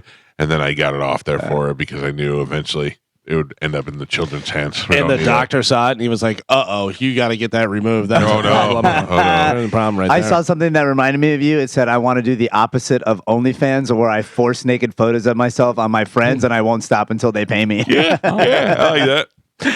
A juror in a fraud case was dismissed yesterday after a woman dropped off a bag with $120,000 in cash at her home and offered her more money if she would vote to acquit 7 people charged with stealing. Ooh, okay. It's part of a fraud case. Yeah. And then she's dropping off Did it cash. say how they caught her? I guess Yeah, the Ring doorbell. juror came yeah. forward and said, "Hey, okay, they ratted her out. Gave me $120,000 and said they'd give me more money if I acquitted these people." Take the money. Yeah, That's hard. Right? yeah, but then you're in. You're in. Yeah. Oh, that's You're a in good for point. life. They Yeah, got that's a you. good They point. Now kill they you owe after they you. give you the money so that you can Yeah. never rat them out. Yeah, you're right. You're right. That's like the whole mob thing. I You know what I know. mean? Once they get you, once they a little know, tasty. Yeah. then it's all over. I'm out. America has a new number 2 soft drink. It's not a soft drink that's made from number 2. It's the soft drink that comes in second place. What's number 1? Coca-Cola. Coca-Cola, obviously. What was number Pepsi. 2? Pepsi. Not anymore. Right. It was Pepsi. Sprite. Now it is. Carmen thinks it's Sprite. Cherry Coke. Dr. Pepper. Cherry Coke. Mountain Well, Dew. that would still be Coke. Oh, sorry, What'd you say? Dr. Pepper. Dr. Pepper. What? Mountain Dew. Mountain Dew? Gio? Dr. Pepper. Root beer. Mike? Gio? Correct. Dr. Really? Pepper is Yeah. now number 2. The only I like reason why that. I said that is because my son started liking Dr. Pepper. It's and really made a good. comeback. Dr. Pepper is really good. I like Dr. Pepper, and the kind of Dr. Pepper Zero or Diet Dr. Pepper is really good. But also, I just saw a commercial the other day where they have like strawberry cream Dr. Yeah. Pepper. Yeah. Yeah, it's and pretty good. I'm like, oh my god. Dr. Pepper has been gaining in popularity, but Pepsi also has been in a steep decline. Yeah. So, Well, because no nobody serves Pepsi. a lot of places serve Pepsi. A lot of places serve Pepsi. Yeah, no, you're right. That was not what I meant to say. I meant to say it's not. It's not top of mind. Not, Coke, yeah. you say, let me get a Coke or a Diet Coke, whatever. And if they say Pepsi, that's fine, which I remember there used to be this comedian that said about that. He goes, Coke puts in millions and millions of dollars of marketing and all that stuff. And you go, let me get a Coke. And they go, we have Pepsi. And you go, yeah, that's fine. Yeah. You know what I mean? Like, Let me ask you this. Yeah. How much do you think Coca-Cola spends a year in advertising? Oh, Jesus. I couldn't. Say $500 million. $500 million. $1 billion. Do you think that if they stopped advertising for 1 year, sales would go down? Yes. Yes. You Really? You would think no, but yeah, because it's top of mind and it really is. Yeah, you think we all know what McDonald's is, but look how much McDonald's advertises. We all know what Nike is. Look how much Nike advertises. The top guys advertise the most. You have to keep on top of people's mind. Yeah. Plus, you get the Pavlovian response when you see it. Yeah. You know what I And mean? not only that, Gio, that's a great point because you're experiencing the brainwashing for decades of Coca-Cola in your brain, in your brain, in your brain. So when somebody says to you, if they stopped advertising, you go, yeah, that wouldn't matter. Coke is still going to sell. Right, a I bunch. know it all. Right. Yeah. So, but the new people that are new to soft drinks, they're the ones who, when you hit them for all it takes is 5 years of hitting them with the same thing over and over, and all of a sudden they're in for life. So, Do you know how Pepsi came about? How they got in there where they were number 2 to Coke or No. were beating them at one point maybe or whatever. So Coca-Cola was out there for such a long time. Pepsi came out and Pepsi made their bottle bigger. Oh, really? Oh. Yeah. So you would be like, oh, well, there's more. The choice of a new generation. Yeah. Coca-Cola had cocaine in it. Yeah, That's really Yeah. true. Yeah, originally, yeah. Listen, they put a Big Mac sign right by my house, and I pass it every day, and then that just caused me to go on a bender, Bro. like this. But Big Mac benders? I'm like, oh man, I can't wait till they take that goddamn sign down. what was it, Porsche or Lamborghini that said that they don't advertise because people who can afford their cars aren't Lamborghini. watching Lamborghini. TV? Yeah. That was pretty solid. Yeah. So you guys should have. I'm going to do a show like yours on Saturdays, where it's just fathers who want to eat fast food together without being judged. Yeah. In a closet type setting? No, just like No, you sit around a table. We're not. It's called We're Not Afraid. Yeah, I like it. I like it. Be Sit not around in a afraid. circle. Yeah, and just eat. eat. Are you going to together. look into each So are other's you eyes? saying you're off your diet? No, I'm putting together a group. I didn't say I was going to be in it. putting together a group? Talk about all the great deals that are out there. Yeah. Yeah, and talk Stuff about that's how you're coming not. up, new products, stuff that they're bringing back. Did you see there's the 50 nugget bucket now at Wendy's? Jesus. Just because I ate 3 burgers doesn't make me a bad person. Yeah, no. They it put it in doesn't. a bucket so you can puke in it afterwards. You can get a bucket of chicken nuggets now at Wendy's. Dude, I love Can I that. tell you what happened with Huey Magoo's? What It happened? ruined other chicken. Yeah. places. I agree. I luck. agree. Good luck eating Huey Magoo's and trying to go back to Chick-fil-A or So one soft. of those. Yeah. So Can't. soft. Yeah. Carmen, Yes. I believe you like this because all women like this. I mean, really, everybody likes it. Today is National Wiener Day? Cheese Day. Cheese, Danny. I got out. Cheese is good. You remember him? Cheese. Oh, yeah, cheese. I like cheese. Yeah. Put you in a dumpster. I love cheese. What's your favorite cheese, Carmen? Cheese on a McGriddle. Oh. Ooh, I think cheddar. I think I'm just a solid Sharp cheddar. or a regular? No. Sharp, extra sharp. Yeah, me too. Idiot. No lie. Oh my God. My wife and I were in bed going to sleep, and she goes, I forgot to eat cheese today. I go, who are you? Panic ensued. If you don't eat cheese, will she die? I don't know. I don't know feel what it. happens. I don't know what happens. She does funny. that. She'll take like shredded cheese and just put it on a plate and put it in a microwave. Yeah. And then just eat it. Like Yeah. your I'm crispy pretty- cheese thing. I'm pretty sure that's why I could never be a vegetarian. Because have you ever Cheese. had? Well, Yeah, they do have like rice cheese and different stuff. That you it's can, disgusting. I take shredded cheese and I ball it up like they do a Big League Chew, and I just stuff it all. Yeah. Dude, so good. on 30 Rock, Tina Fey was singing "Working on My Night Cheese." And she was, so I sing that all the time to my wife.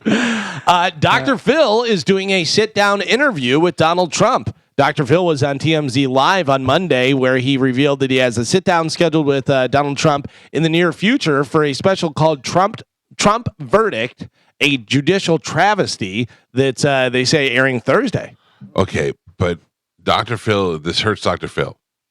Because if it was anybody else interviewing, that Dr. Phil was interviewing, that was guilty of all of the psycho problems that Donald Trump has, Dr. Phil would call them out. He would go, "Do you think it's your ego Okay. that got I see you what into you mean. this? You don't Do you think he'll- think you're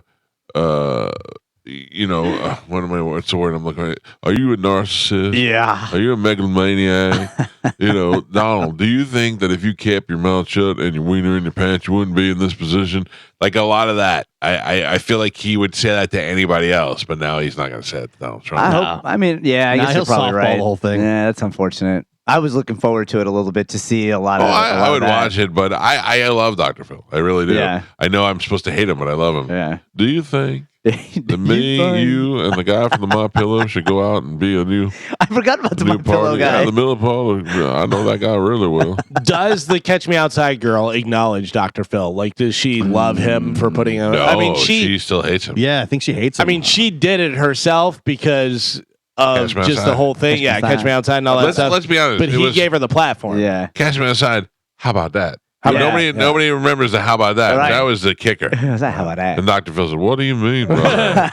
Catch you outside?" Well, she came out and said that her mom had been emailing Dr. Phil since she was like 3 Yeah. or Word? 4, trying to get her onto the show. Yeah, like her mom was trying to create this whole. Please help me persona. with this future whore. Yeah. isn't she pregnant or had a baby or? She just had her baby. yeah. First Did? baby. Yeah. She's had a Oh, my baby. God. How about that?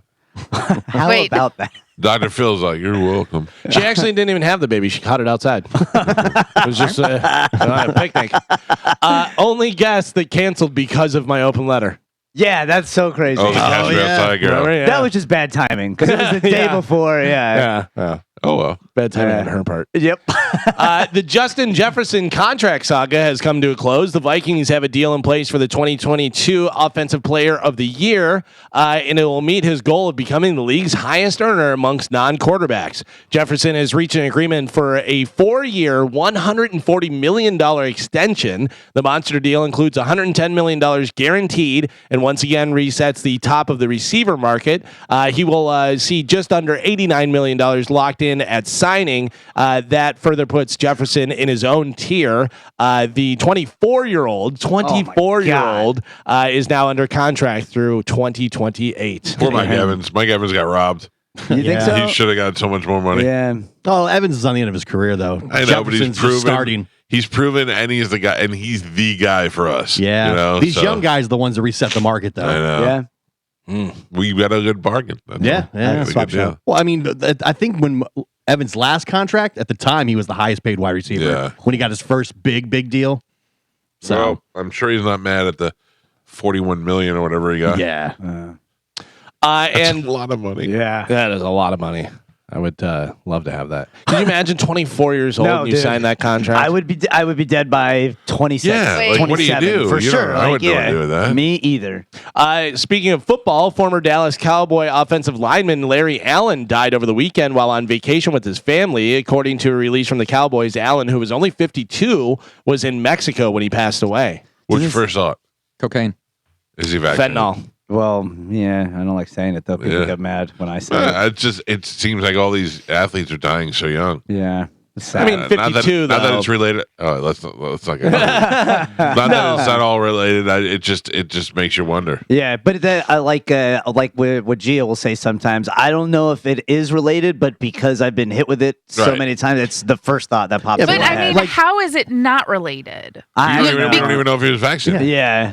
Right, but a lot of sports Forced them. made it mandatory. Yeah, and but then he's all 52. He was Yeah, not he still wasn't playing. playing. The golfer that just that committed suicide. Yeah. Right when that came out, Yeah. right away everybody's like, "Oh, he's probably vaccinated." Yeah. They come to find out that he was a big anti-vax guy, and then he killed himself. So, but I think the problem is you're seeing a lot of the stuff with younger athletes where if they were vaccinated, there has been some problems, in more than just hey, that happens all the time, because it doesn't happen all the time. So now a lot of people want to blame it. Not only want to blame it on that, but then that's the first thing they think: young athlete problem. They should be healthy. Maybe they were vaccinated. But people jump to that immediately, Sure. Yeah, no I matter agree. what, and they I find agree. out, oh, wait a minute, this guy was actually anti-vax, Yeah. and he ended up killing himself. But the first thing is, you look at all the comments: he's vaxxed, he's vaxxed, he's Yeah. vaxxed. I'm I probably don't know. The guy killed vaccinated. himself. I didn't even think about that. It's not the guys Oh. who kill themselves. It's the ones who Well, have it heart dropped problems. dead. before they knew, Before they knew, Yeah. like you look at any comment section, and it was just overwhelmingly, oh, he's vaxxed, he's vaxxed, he's vaxxed, and he was a big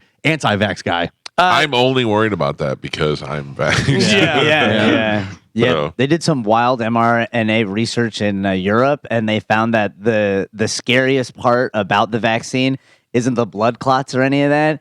It's that it triggers a DNA response to an infectious disease. So, for instance, if there's any type of biological attack, Right. your people that are vaccinated immune system is going to go haywire, and their likeliness of dying goes up because of that, as opposed to other people. Yeah, I know, which is kind of opposite of what you thought it was going to do. Yeah, Operation Warp Speed. dude, why? This is one of those. What are you doing? Why are we trying to do this again? How many times are they going to try and do it? A reboot of American Gladiators is in the works at Prime Video, right? Like, how many times can they try and do this thing? It'll include a mix of new and old challenges. There's no word when it's going to air, but there's currently a search for contestants. What about the muscle mommies? Any word on them for this? Remember Gina Carano? She was the gladiator. She was the best. So That was watch her- actually pretty good. It was good, Yeah. man.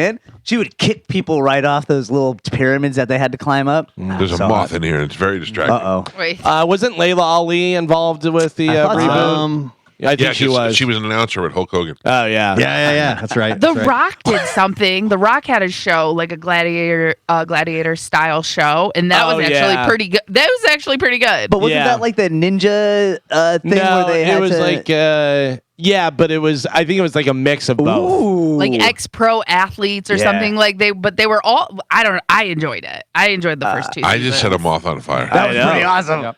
Like the moth into the theme. it landed, and I just grabbed the lighter, and it caught on fire, and the moth went up in flames. Yeah. I feel bad now. I know you didn't expect that to happen. No, it just went. Maybe it was vaccinated. Could be. But I will tell you, back in the day, the original American Gladiators, they would kill some of those contestants. Oh, yeah. They would destroy them. And that was way back before they were like, hey, we got to make sure we're careful and do this. They'd be like, no, I'm No, they snapping were all spines. roided out. They Yeah. wanted to just kill everybody. Did I dream this, or was there a documentary about No, that there is. It's on generation? Netflix. Yeah, okay, all right. Yeah, they were all roided up and on a bunch of cocaine. And weren't they all banging each other too? Yeah, like dude. all the I watched a great movie last night. It's an old movie. Something's Got to Give with Jack Nicholson and Keanu Reeves and Diane Keaton. And Amanda Peet. Yeah. Great movie. It's a great movie, and I hadn't seen it in so long. I'm like, let me watch a little of this. I ended up watching the whole movie. That movie's hilarious. What was the last thing you saw Amanda Peet in? She was on an HBO show a few years back, but other than that, I haven't seen her in a long time, and I like her. Saving Silverman. That was the Saving best. Silverman, she was great in there. best. So great. Coming on, yeah. When she's trapped down there and acts all sexy and doing all that stuff, and then she nails him. Yeah, She just tells Jason, "You just lost masturbation privileges." she's That was a good good though. I movie. like her. She was funny, and but I haven't seen her for a while. Yeah. She could do comedy, but also like Right. serious stuff.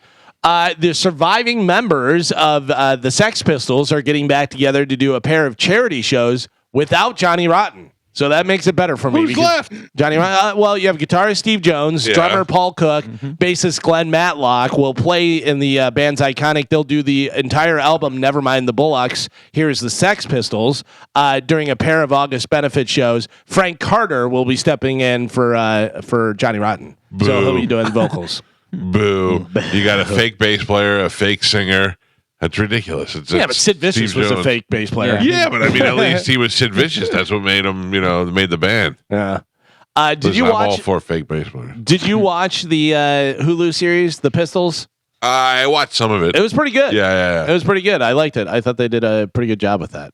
But I mean, Sex Pistols, Johnny Rotten, just everything he does is so annoying. Like no matter what you say, he does the opposite. Hey, that's him. He's a I'm a rebel. punk. I'm a punk. It's not cool when you're 70. No. Cyndi Lauper announced her farewell tour. It's called Girls Just Want to Have Fun Farewell Tour, and it kicks off in October. She's going to be right here in Tampa on Wednesday, November 6th. She'll be joined by a surprise guest, surprise special guest. They're going to announce that later. Tickets go on sale on Friday. Her documentary, Let the Canary Sing, hit Paramount Plus today. What is Cyndi Lauper's best song? Best song? Time After Time. Yes. It's pretty great. Time better than True Colors? True Colors is great. Colors is great. Is that the one in the Goonies? No. I love that one. No, that was not the Goonies.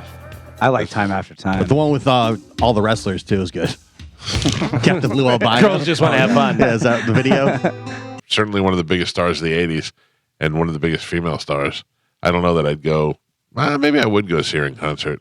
So farewell. I mean, the last time you're going to get to see her. Who do you want as the special guest? Britney Spears. Would that change it up for you? Like if she put somebody in there and you're like, oh, I got to go see if it's Cyndi Lauper and Boy George. I mean, I do love some Culture Club. Yeah. I don't know. I mean, I would like to. My whole thing is. Do you think it's another female? Oh, I would imagine so. Yeah. No, Your whole that's why I thing said is Boy what? George. My whole thing with concerts now is just being comfortable. Yeah. If I'm going to sit down in a suite and watch it, Yeah. or if I got a nice chair where I could just sit there for the whole show, I'm into it. I don't know why they won't do. What was that channel that always had all the concerts? Palladium. Yeah. Why don't they? Why they don't do that on like people's virtual reality? So you could just sit on your couch and feel like you're on Well, stage. they were It blows talking my about mind. doing that. They were And talking never about a whole did. thing. Yeah. I don't know whether it crossed over well enough That or would be whatever. awesome. That may have gone by the wayside of the whatchamacallit, where they hologram. Oh, Yeah. You know, they dude, tried to you're do the probably hologram right. stuff. You're probably I did right. watch a virtual concert of Joan Jett one time. How was it? it was Joan Jett, so you didn't want to watch it for more than 2 songs, but you were on stage, or you could be in the crowd, or you could be behind the stage. It was pretty cool. You could turn. How see much everything. was it? No, I didn't pay for it. It was part of whatever the glasses deal was. How was the sound for it? Was it was great. Yeah? Yeah. It was interesting. It was like standing on stage next to Joan Jett as she performed. That's awesome. Yeah. It was pretty good. I would pay to watch, the Chili Peppers do that. Yeah. Guns N' Roses. Yeah, I would pay to watch bands do that. That would be awesome. Laying in bed. Yeah, exactly. I'm with you. Spanish, I kind of blame you and Shark for this. Yep. Oh, no. James Hetfield from Metallica Cried. says he struggled with anxiety leading up to Metallica's 2024 tour. Really? I don't like James Hetfield telling me that. No. They already did the whole documentary where they're talking with a therapist. And Some kind of monster. yelling at each other and doing all that stuff. Now he's telling me he's got anxiety and stuff. Yeah. Hey, guy. He's in touch with this. Hey, buddy. Maybe you and Lars can sit down before you go and just having a conversation about what's really bothering you. You know what I would do if I was the manager of Metallica or just James's friend? I go, oh, man, anxiety. Get out there and sing Creeping Death and do it like the album. Face is so good. You can act like a man. Just weird. Oh, my God. Bebe Rexha, remember when she got hit in the eye? Somebody gave her a black eye with the phone that they threw up on stage. Well, she had fans at her show removed after they threw stuff on stage. If you remember, of course, she got hit in the face with a phone. So she's like, stop throwing stuff at me. It's ridiculous. I Too like much her. stuff. Do you? Is she hot? Yeah, I like her too. So. Yeah, she's thick. She's thick and she's blonde and she's got black eyes. Is she the one that her boyfriend told her she was getting fat and she yelled at him? Yeah. She is fat. Yeah, She is fat. I think she looks good. She's compared to what she was. Yeah. She put on a lot of weight. Yeah. I like it. Carmen, are you mad if Chad tells you you're tighten up? If you're, but listen to me. I'm not saying you are at all. Does he tell you? Because he tells us. He does not tell me. Carmen, sorry. Carmen, if by the end of the year, you put on 30 pounds and you knew you put on 30 pounds and you were saying 30 pounds more? Yes. Okay. And you were struggling to fit into stuff and, this and that. And Chad brought it up to you. Hey, we should really start working out because you're getting unhealthy. And so are you mad at him? Or are you mad at him because you're mad at yourself because you gained 30 pounds? Or are you like, thank you for pointing it out? Well, I'm pretty realistic and I know, I'm getting older. I've gained some weight. I try and Chad won't go to the gym with me because he's like, so it's his fault. He's embarrassed. No, no. Chad doesn't like to go to the gym. He doesn't need to work out. He's just naturally skinny. So great, right? And he can eat whatever he wants. So he's just like, you know what? But he's very supportive. He's like, you want to get Taco Bell? I'm like, okay. Oh, he doesn't. Supportive. Yeah, he doesn't. He's keeping you. Yeah. So the other guys look at you. You know what? One of the main reasons why Chad's in such good shape? No Big Mac billboards outside his house. That's right. That's right. Yeah, that is true. Yeah. It works out perfectly. So what is he saying to you? Nothing. He's supportive. I say, I want to lose weight and I'm trying to get in better shape and get healthy. And he's like, you don't need to. You don't. You're fine. I love the way you are. What's he gonna say? He feels like you're testing him. Mm-hmm. Well, no, I just think he's a supportive boyfriend and he loves me. Yeah, he does love you, but Listen, again, I'm realistic. I know. I don't need him to tell me. I tell myself. And he thinks I'm too hard on myself. Carmen. Chad's black, right? Yeah. Do black guys have a history? I feel like this is going to be very racist. Whoa. And Do you black should guys just stop. have a history of liking a certain type of girl? Yeah. No. Oh, okay. I just thought maybe. Very racist. No, not racist. There's a little proclivity to. Pretty racist. Yeah. I think it's a racist that you would gain weight. Just to us. Wait, that's not how race works at all. Time to pull the ripcord. She's not Let's get racing weird. anybody. Listen, fatty, I'll race you. Oh! Oh. You wanna go? I'm sorry. Which one of us were you talking about? Exactly. I was about to say, I didn't say anything. Carmen, It wasn't me. I believe it was me. You said you looked good yesterday or the other day when you came to my house. I don't know why. No, you you didn't. You What? said I looked like an old fart. I believe I you did said like a bag lady. bag lady. Yeah. was the actual Yeah. phrase. Big Bag difference. lady, yeah. Big difference. Old lady. Maybe wear the nice moo next time. Yeah. I liked it. You were wearing a muumuu. Yeah. It was very comfortable. Yes. Yeah, covers a lot. comfort. Don't have to have a tight waist. First off, it's a medium, so suck it. Every Men's medium. single person said how cute it was. Well, I mean, Yeah, they felt bad. I've never heard the phrase cute moo. It's a great name for a band. Cute muumuu. cute moo. I have because I heard it a lot on Sunday. I thought you looked adorable. For a bag lady. Son of a bitch. I did hear Joey say he thought you took his car cover off. And I'm out. My God. Listen, you guys, I am trying. It is hard.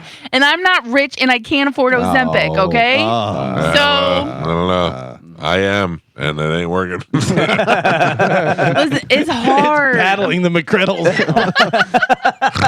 And Causing a war in my belly. yeah, and that's the thing. Like, I honestly try. It's Well, just I'm getting older and Yeah. it's harder to lose weight. No, How old are you that's now? not true. You're trying, but your boyfriend's giving you Taco Bell in Yeah, the middle he's of the fattening night. you up. Yeah, like, He what are you does- talking about? He does order. Well, he knows my order. I love Yeah, so two the- cheesy gordita crunches. Yeah, come on, Carmen, that's not next thing you know, trying. you'll be waking up at night going, I forgot to eat cheese today. Yeah. do you ever wake up with shredded lettuce on your pillowcase? You know what I mean? Nacho cheese on your Chad shirt. just petting your head like a horse and feeding you Taco Bell. It's okay. Don't listen to that. Good girl. Here Good you go. girl. This is a gordita. I mean, you're getting 2 cheesy gordita crunches. Why not get 3? Yeah, Don't you know even what I open mean? your eyes. Just Come keep on. eating them. Well, one isn't enough. You've ever eaten one taco before? No. Yeah. Exactly. So shut it. Hey. You know, like you don't eat just one taco. They Yeah, make it we so know. easy. They put it in the box, and it's got like 5 tacos. Yeah, and then in they there. call it a party. Yeah. They literally have a party pack. Yeah. The only thing that you eat one of at a Mexican restaurant is a burrito Oh, or a quesadilla. Oh, 2 for sure. Because those are equivalent to about 3 tacos. I love Taco Bell so much. Me too, dude. So It's good. that Crunch I've Wrap been eating- Supreme. Oh, Listen, because Dino's been working on our floors. Make the That's excuse. been my excuse. I've been going to Taco Bell like Yeah. 4 times a week. yeah. Oh, my Oh, God. I can't walk outside. I have to go to Taco Bell. Get it, bag lady. Have you been to Green Lane yet? Or, Oh, yeah. Publix has to-go stuff that's pretty healthy. They don't open. Green Lane doesn't open till 11, so Yeah. I'm already at home by then. Publix is open. at, I'm going to Taco Bell. You leave the station, you're home by 11? Yeah. Wow. I could get home by like 10:30. Not 1 ounce of effort put in after the show. Are you serious? you serious? Mister, Shane Gillis is getting here? I can barely walk downstairs and make it on time to the show. That never happened. Never. Thank Is what you. you're saying. I don't know whether you know what never is. Thank you, Calvin. Oh, that very rarely happens. You've never been late at your own house. Not later than 6 o'clock, no. No, I just forgot to turn all the lights on and unlock the doors. No. I mean, I'm just saying after the show. Yeah, I what do stay you here. do? You take a nap? Not always. That's when the real work happens. Yeah. That's when the real things happen. I make phone calls. I Making moves. Yeah. do things for the Yeah. show. He calls me. I probably won't answer. Let everybody knows their role. Yeah. Joe starts pouring drinks. That's Yep. right. Test the lines. That's the line. Everybody's got a job to do. Yeah. Add a couple more wires to the thing. Listen, I get my stuff done. What have I not got done before? That's not the point. What is the point? Oh, that I'm supposed to live in the office because you had to at one point? Why do I have to go through what you went through? I didn't say you did. That's what you're trying to say right now. I'm not, hey, look, you want to eat tacos, that's fine with me. Don't take it out of me. I'm just saying. Yeah. I haven't ate. I didn't get Uber Eats today. I'm going to have to eat on my way home. Maybe And a I don't handful know. of almonds. And I don't need and I don't understand why I need what do I need to stay here Maybe for? keep almonds and some berries or something. What like happened to that. the 2-for-1 Grumpy Gringo? Oh yeah, that's pretty So good. I'm good. trying to save money, Gio. I have to pay to get my floors redone. Yeah. That's expensive. Yeah, Taco Bell is better. it's a lot cheaper when you drive through. I'm agreeing with you. Oh, let's get it right now. Yeah, I want to get it right now. Their breakfast is so good. Are they? Oh yeah, Yeah, got they good do breakfast now. Yeah. Oh, sorry, experts. I didn't realize what was going on. Yeah. You didn't see the sign up back? My mistake. Mike Calta Show, good morning. Hey, Mike, good morning. This is Todd with Loudmouth. How are you guys today? Good. How are you doing? Great. I was going to give Carmen a suggestion that's starting to work for me. I'm a type 1 diabetic. It's called the adaptogenic, the mushroom powder mixed with MCT. And it helps with cravings, and you can still eat a lot of the food. It's definitely not a miracle, workout supplement or anything. You got to do the work, but it's been helping me on my day-to-day journey. Oh, Carmen, this guy is comparing you to a type 1 diabetic. Yeah. Have you ever sprinkled it on a chicken Thank cheese you, sir. chalupa? That's nice. I don't know if that'll help out. Chicken cheese, a little mushroom powder. Sounds good. Sounds real good. Speaking of being tight, Cheryl Burke from Dancing with the Stars, she says that celebrities should be single if they're going to do Dancing with the Stars because there's certain feelings that develop. Oh, yeah. boy. We've seen a bunch of relationships. Yeah. She's like, hey, listen, you're married? Probably don't want to come on Dancing with the Stars. I'm going to take your man. I'm going to take your man. We're gonna dance. Didn't Robert Herjavec end up dating his Dancing with the Stars Oh, did he? I don't dancing? Yeah, I think he did.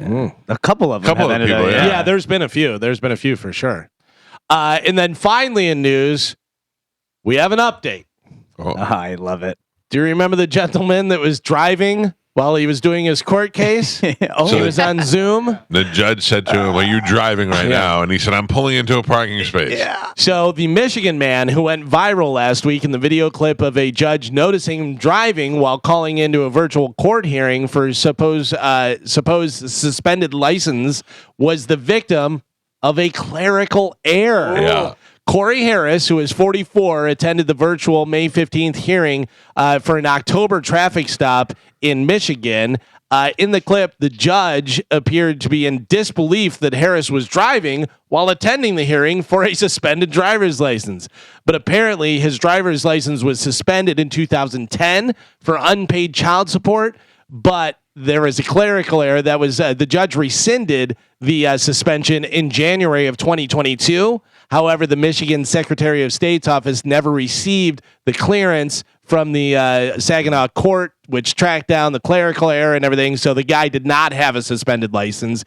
It was reinstated in 2022. Clerical error, blah, blah, blah. That means lifting of the suspension never went into effect. But so this guy didn't actually have a suspended license when he was doing that. So that would have been one of the dumbest crimes ever. Oh, Right. yeah, dude. Yeah. Really, they should apologize for using that photo of him everywhere this story is, because that is just not cool. I man. believe that was after the judge said that he was keeping his license away from him, whatever. And then there was 3 seconds of dead air, and he went, "Hello." Yeah. So I got to tell you too. Also, his lawyer. Yeah. Dummy. Yeah. Although I guess she doesn't know if it was a clerical error. She didn't know. I mean, I'm sure you could find that. You know what I But mean? If he, you go he back should to the have said, records. no, it was reinstated. Yeah. So I was driving here one time. I lived in Miami, and my brother wanted to use my car for his high school senior prom. So I drove down here, and as I'm driving down 19, I get pulled over, and the registration had expired on the car. And it wasn't my car; it was my girlfriend's at the time, so I didn't know, I didn't realize it, whatever. So they ended up taking the car from me. Ugh. They towed the car, and they went away. Oh, So what a now nightmare. Moose had to pick me up, and then I had to go to court. I had to go back here for a court date. Well, when I got back, my driver's license came up suspended, and I said, "But it's not suspended." So I went to the clerk of courts, and I said, "They're telling me my license is suspended for unpaid tickets, but I paid all those tickets." And she printed out, and she goes, "Yeah, they're all showing up to date here." So she printed out 3 tickets and proof that they were all paid. So she said, "Take this to court and show it to the judge." I said, "Okay."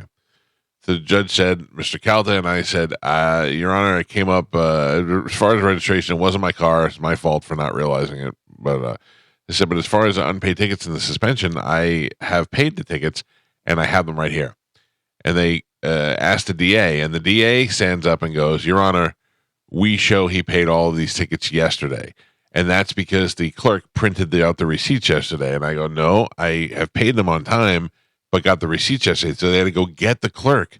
Thankfully, it was all in the same building. And the clerk had to testify in my case that I had paid them, and she's giving proof. So it's very, very easy to get clerical errors in, Yeah. in those sort of situations. It's nice when they work out in the person's favor, because sometimes when they Doesn't don't always work out, work out, yeah, dude. Yeah. And then you end up going to jail, and you're like, what? Oh my God, no. I'm not even supposed to be here. Yeah, this is all a mistake. It's pretty great. That is it for news. All right, Galvin, thank you. With that, the phone lines are wide open, 727-579-1025 or 800-771-1025. Scam alert. There's a huge scam alert. When we come back from break, we're going to talk about it and how has it affected me and my family, and I'm sure some of you out there. We'll talk about that next on 1025 The Bone. Hello. Yes, sir. How you doing today? I'm great. Hey, how are you? All right. Not too bad. I want to say hi to everybody, and I just want to tell you guys, I hear you talking about weight loss and all this stuff. I'm 58 years old, and for 5 years now, I've been maintaining 180 pounds, and I've lost 45 pounds in the last 5 years, and everything, like I hear Carmen talking about, I can't afford this, and I can't. You got to put the effort in. You don't need any kind of pills. You don't need anything, but just to put the effort in and start eating like non-processed food, meat, chicken, fish, whatever, just all of that stuff. Tacos? No tacos, because you have to put the effort in. And I swear to you, Mike, I'm the most honest guy that you probably will ever talk to. You can do it. You don't need anybody's help but your own help. Stop drinking sodas. Eat real food, meat. Just anything that comes from the ground. And you guys can do it. I know you can. I appreciate your words, sir. I mean, you just got to put the effort in. Thank you for your time. Thank you, buddy. But I got to tell you, food that comes from the ground is not as delicious as food that comes out of Taco Bell. Damn right. Damn right. It's quite clear this guy's never tried the Baconator at Wendy's. You know what I mean? What is it? The Southern Fried Crispy Ranch sandwich from McDonald's? Oh my God, it's so good, dude. The Cajun Ranch McCrispy. Yes. Bobby Kelly has a very interesting series of jokes in his act about how food is the most addictive thing that we deal with. And everybody was like heroin and all this other. You're like, food. He's like, they give you holidays based around food. He's like, food is the most addictive thing. I don't know. It's rough. By the way, I got a phone call from your number one best friend yesterday.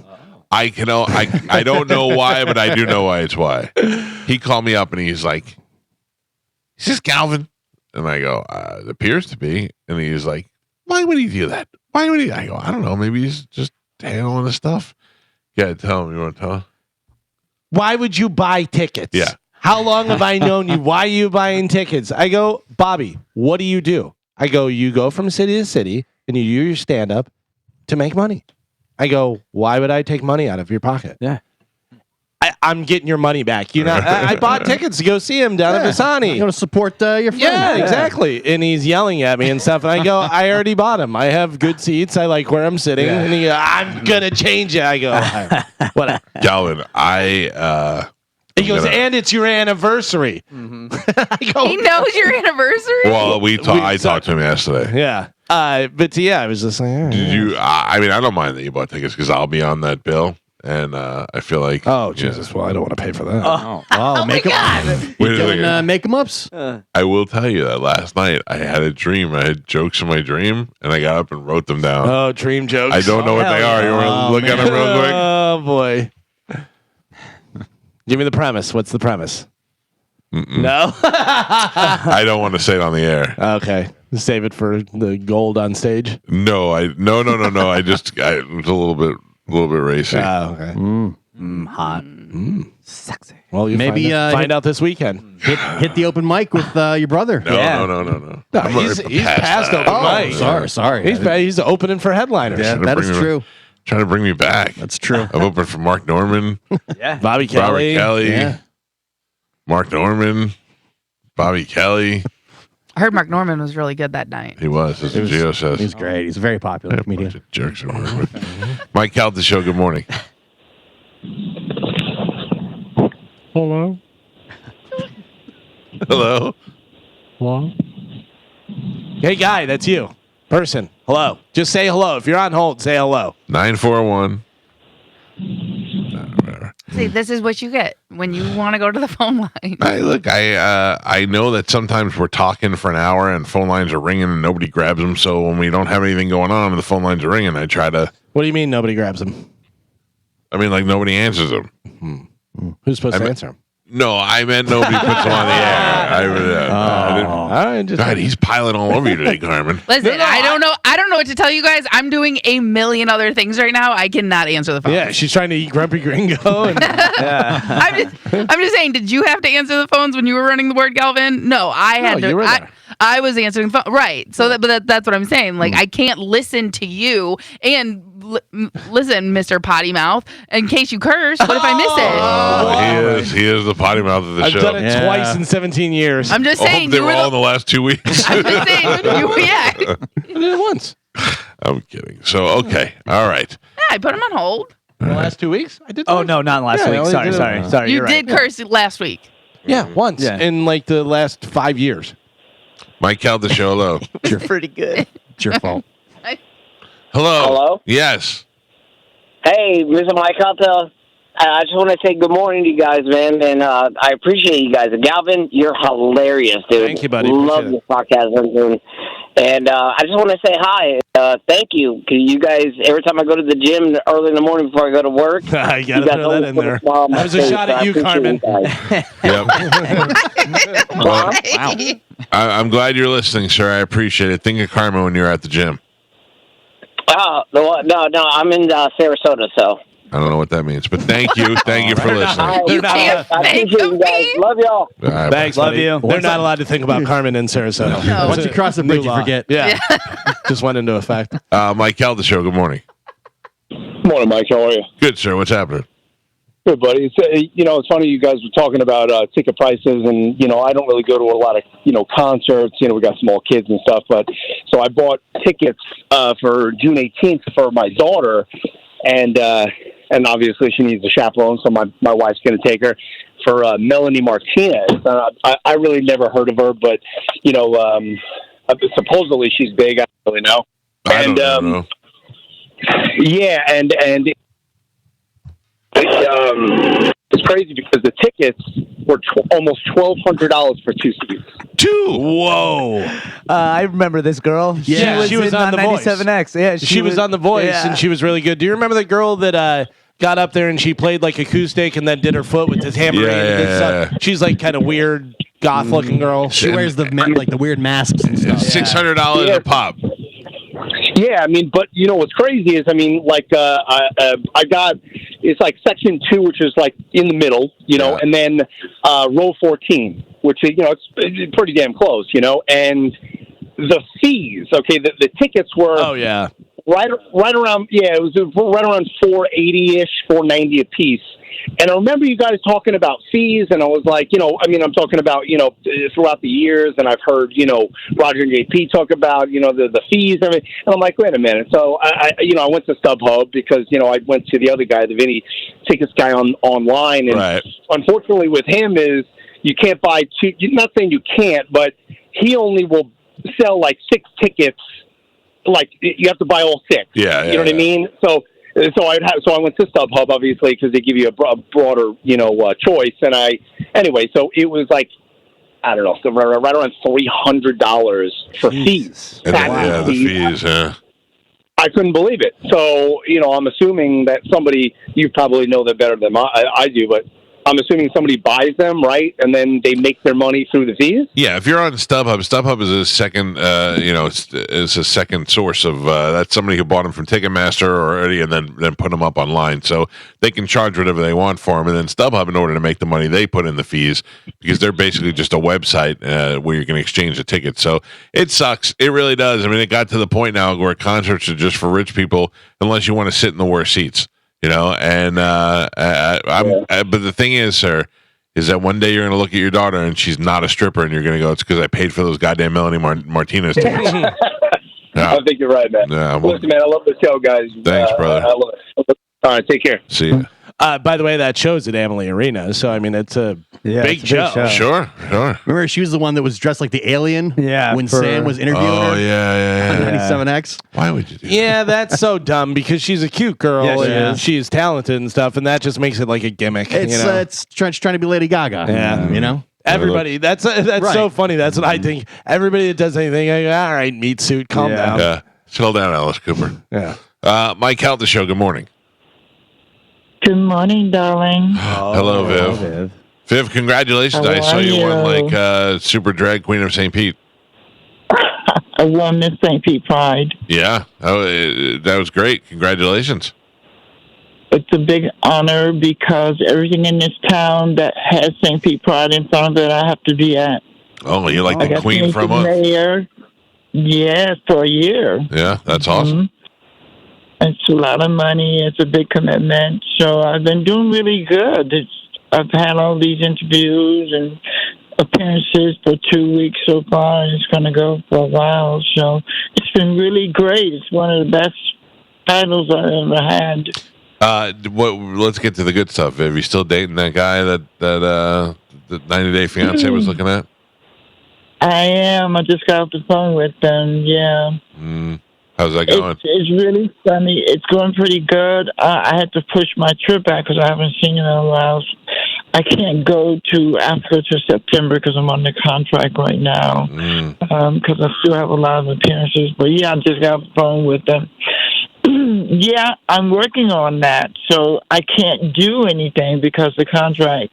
I have so many things going on. I can't do anything else right now. Now, Viv, you're not sending him money, are you? Am I? No. Viv? I'm not. I've helped him before, but no. That's sending him money. Yeah, but not like you think. No, he's my boyfriend. Yeah. He helps me too. All right. Yeah. All right. Just checking. Yeah. What's it's nothing crazy. What's up on the Pride Month schedule? What do you got going on next? God, I got a thing at the museum Thursday. We started Pride Kickoff this week for the Street Festival. We have a big thing at Janet's Landing on the 21st. We have the big Pride Festival on the Saturday. We have, so much. The parade. Yeah. We have a lot of things coming up. As a straight person, it really blows my mind how angry people get at the rainbow logo for Pride Month. Every time I put it up, whether it be June or not, people lose their minds. It makes me happy that they get so frustrated. It's so sad and still protesting. You know, we did the flag raising with the mayor Friday, and there were probably 200-300 people there. They put the gay flag up at City Hall, and they raised it. It's a big ceremonial thing. And we had to do that, Friday morning? And you would be surprised at how many protesters that were there with megaphones. Really? What are they yelling at you? Jesus hates you and all that stuff? Yes. And they had to move them across the street. It was horrible. Yeah. Just really. But, it's their right. And at the parade, and when we have these different ceremonies, they have a special area for them. I'm not against their right. I'm not against their right. They have every right, like you said. But think about what it takes to motivate yourself to get up, to go down there and be mad at somebody else. Like I could secretly sit home and not like you, and that'd be fine. But to go ahead and be one of those people that wants to stand outside somewhere and yell at other people, what is going on with you? And it was early because I had to be downtown by 8:30. Of course, I got to get up and get ready, and you got to have your crown on and all that. I got there at 7:45, and they were already there with megaphones. No, I'm not getting up early to hate anybody. Yeah. Yes. The only person I get up early to hate is Spanish. Yep, thank you. Yep, I get up every morning just to hate Spanish. Appreciate that. It's a real thing, and then we're living here in a state where our governor doesn't like gay to begin with, so we have all of that to deal with as well. So it's tough, but it is what it is. Well, look, the mayor likes gays, at least the mayor of Tampa, And Tampa has always been. The mayor of St. Pete too. Yeah, he had a big speech, and like I said, they raised the flag, which is one of the gay flags that has all the stripes on it. Right. It was a big ceremony. All the TV stations were there. It was really beautiful. Well, I look. I hope you enjoy the rest of your reign for the year, and I think you're a great person for the community, and certainly a friend of this show. And we support you 100%. Thank you. And if you need Spanish out there in a tea bag at any point, we will get that done. Damn right. Oh, thank you so much. You guys have always been wonderful to me, and I do appreciate it. All right, Viv, thank you. And quit sending Africa all your money. Oh, I'm not doing that. No, I'm not stupid. I feel like I need to audit your funds every once in a while just to make sure. All right, Viv, thank you. No, I'm not crazy. No. Thank you so much, you guys. Y'all have a great morning. Have a good day. Bye. She makes me laugh. Yeah, she's the best, man. Yeah, I know. Listen to me. I'm trying to think of who I hate. I hate teenage kids. Mm-hmm. That's my group, but there's no way I'm getting a megaphone and going out in front of anybody's house. Or no. I mean, really think about it for a second. I know a lot of people, religious-wise, don't agree with the pride stuff, and that's fine. But it just seemed like it's something that you could sit home and go, well, I don't agree with it. It's not me. I'm just in my own business. Mm-hmm. But the people that get up and get megaphones and stand on a corner, think about what it takes. I won't even go to a football game before November because it's so hot. Imagine standing on a corner in a group of people just yelling and screaming at other people for living their lives and doing their thing. No, what's wrong with you? What's even worse is then you think about how they truly believe that they're saving them. Like they are put here to save those people from burning in hell for some all of them are going to eternity. cross the street and be like, you're right. Yeah. I've been living my whole life this way, but you're right. Like, what? Save me. I thought you said God creates all people in his image, so he created me. I don't understand why you hate me. God hates F words. No, no. Devil created them. Yeah, it's like, what are you talking about? It doesn't make any sense. You're talking out of both sides of your mouth. Oh, it's so insane. But look, we have new pride shirts. If you want to wear them to the parade, you want to get one, you can go ahead and do it. I don't care if you do or you don't, but they're available if you want them. CaltaStore.com. And I said this yesterday on social media. If you want to go and support it, Pride Month, go buy yourself a Mike Calta Show Pride shirt. If you hate the Pride people, buy all of the shirts so nobody else can get them and just throw them in the garbage. Whatever you want. That's I win. I win both ways. So I like it. If you hate it, buy them all. Buy them all and burn them if you want to. I don't care. Just make sure you get them all at CaltaStore.com. Yeah. I want to talk about this scam thing here, which they almost got us, and they're trying to get other people, and the police had asked us to get the word out. So I want to get the word out and talk about this when we come back. It's the Mike Calta Show. We'll talk about that next on 102.5 The Bone. A couple of months ago, my wife got a phone call. My wife is a mental health counselor, and she worked at a school for at-risk students a while ago. And she got a phone call from a man saying that he was with the Hillsborough County Sheriff's Department and that there was currently a warrant out for her arrest because she did not show up after she was subpoenaed to be an expert witness in a court case. Now, because of her job, that is something that she would be called on to do, to be an expert witness. And to her knowledge, she had not been asked to do it. In fact, the time that they had said that she was supposed to be in court, she was out of the state. And something seemed suspicious. And thankfully, I was there because this guy gave a name, gave a badge number, and gave a phone number where he could be reached. And it was a scam call. And I knew immediately it was a scam call when the guy said that he said, here's your address. We sent it to this address, and it was right. And he said, in Lutz, Florida. And I said, no way you're going to tell me that there's a seasoned Hillsborough County sheriff that can't pronounce Lutz. So then I proceeded to ask him, well, okay, who's the sheriff? And he could not pronounce Chronister. So I knew that we definitely had a scammer on our hands. And I got on the air, and I talked about it the next day. And the police then really called me, and they said, hey, we'd like to talk to you about this because this person is really getting to a lot of people. And whether it be the same situation as you, where they say that you missed a court date or for one reason or another you're in contempt of court, you're going to have to go to jail unless you pay this fine. And people are giving out fines. Some people, and I got to tell you, people are real stupid. Some people have been trading nude photos. Oh. Yeah. I don't know how that comes into play. But there's a big story in the paper today in the Tampa Bay Times about a guy that Joey Rosado, he got a call on the line claiming to be a Hillsborough County Sheriff's deputy providing a name and badge number. He said, we're calling to notify you of contempt of court and failure to appear for jury duty. The first thing that comes to mind, this guy said, is that it was definitely a scam. However, the fake deputy then started confirming his personal information. Rosati said he knew his full name, his address, his last 4 digits of his social security number, and he also searched the number that called, and it came up Hillsborough County Sheriff's Office. He said then kind of the dagger that was they asked, have you moved in the last couple of weeks? And he said, well, yes, we have. And they repeated that the summons would have arrived, and they give specific dates in April, which was literally the exact week that they moved. So Rosati said the caller even acknowledged the jury duty scams, telling him he could be a victim and that they would need him to head to the sheriff's office to clear it up, giving him the real address. So in our case, the sheriff's deputy said to my wife, either pay this now over the phone or you're going to have to come down to the station and turn yourself in. To which I grabbed the phone and said, great, we're going to turn her in. We're going to go down there and do it. And that's when they got mad and hung up the phone. And I said, well, what are you hanging up for? And they said, well, you said you're going to go to the station. I go, yeah, but you don't have to be rude and hang up. I knew we had ourselves a scam.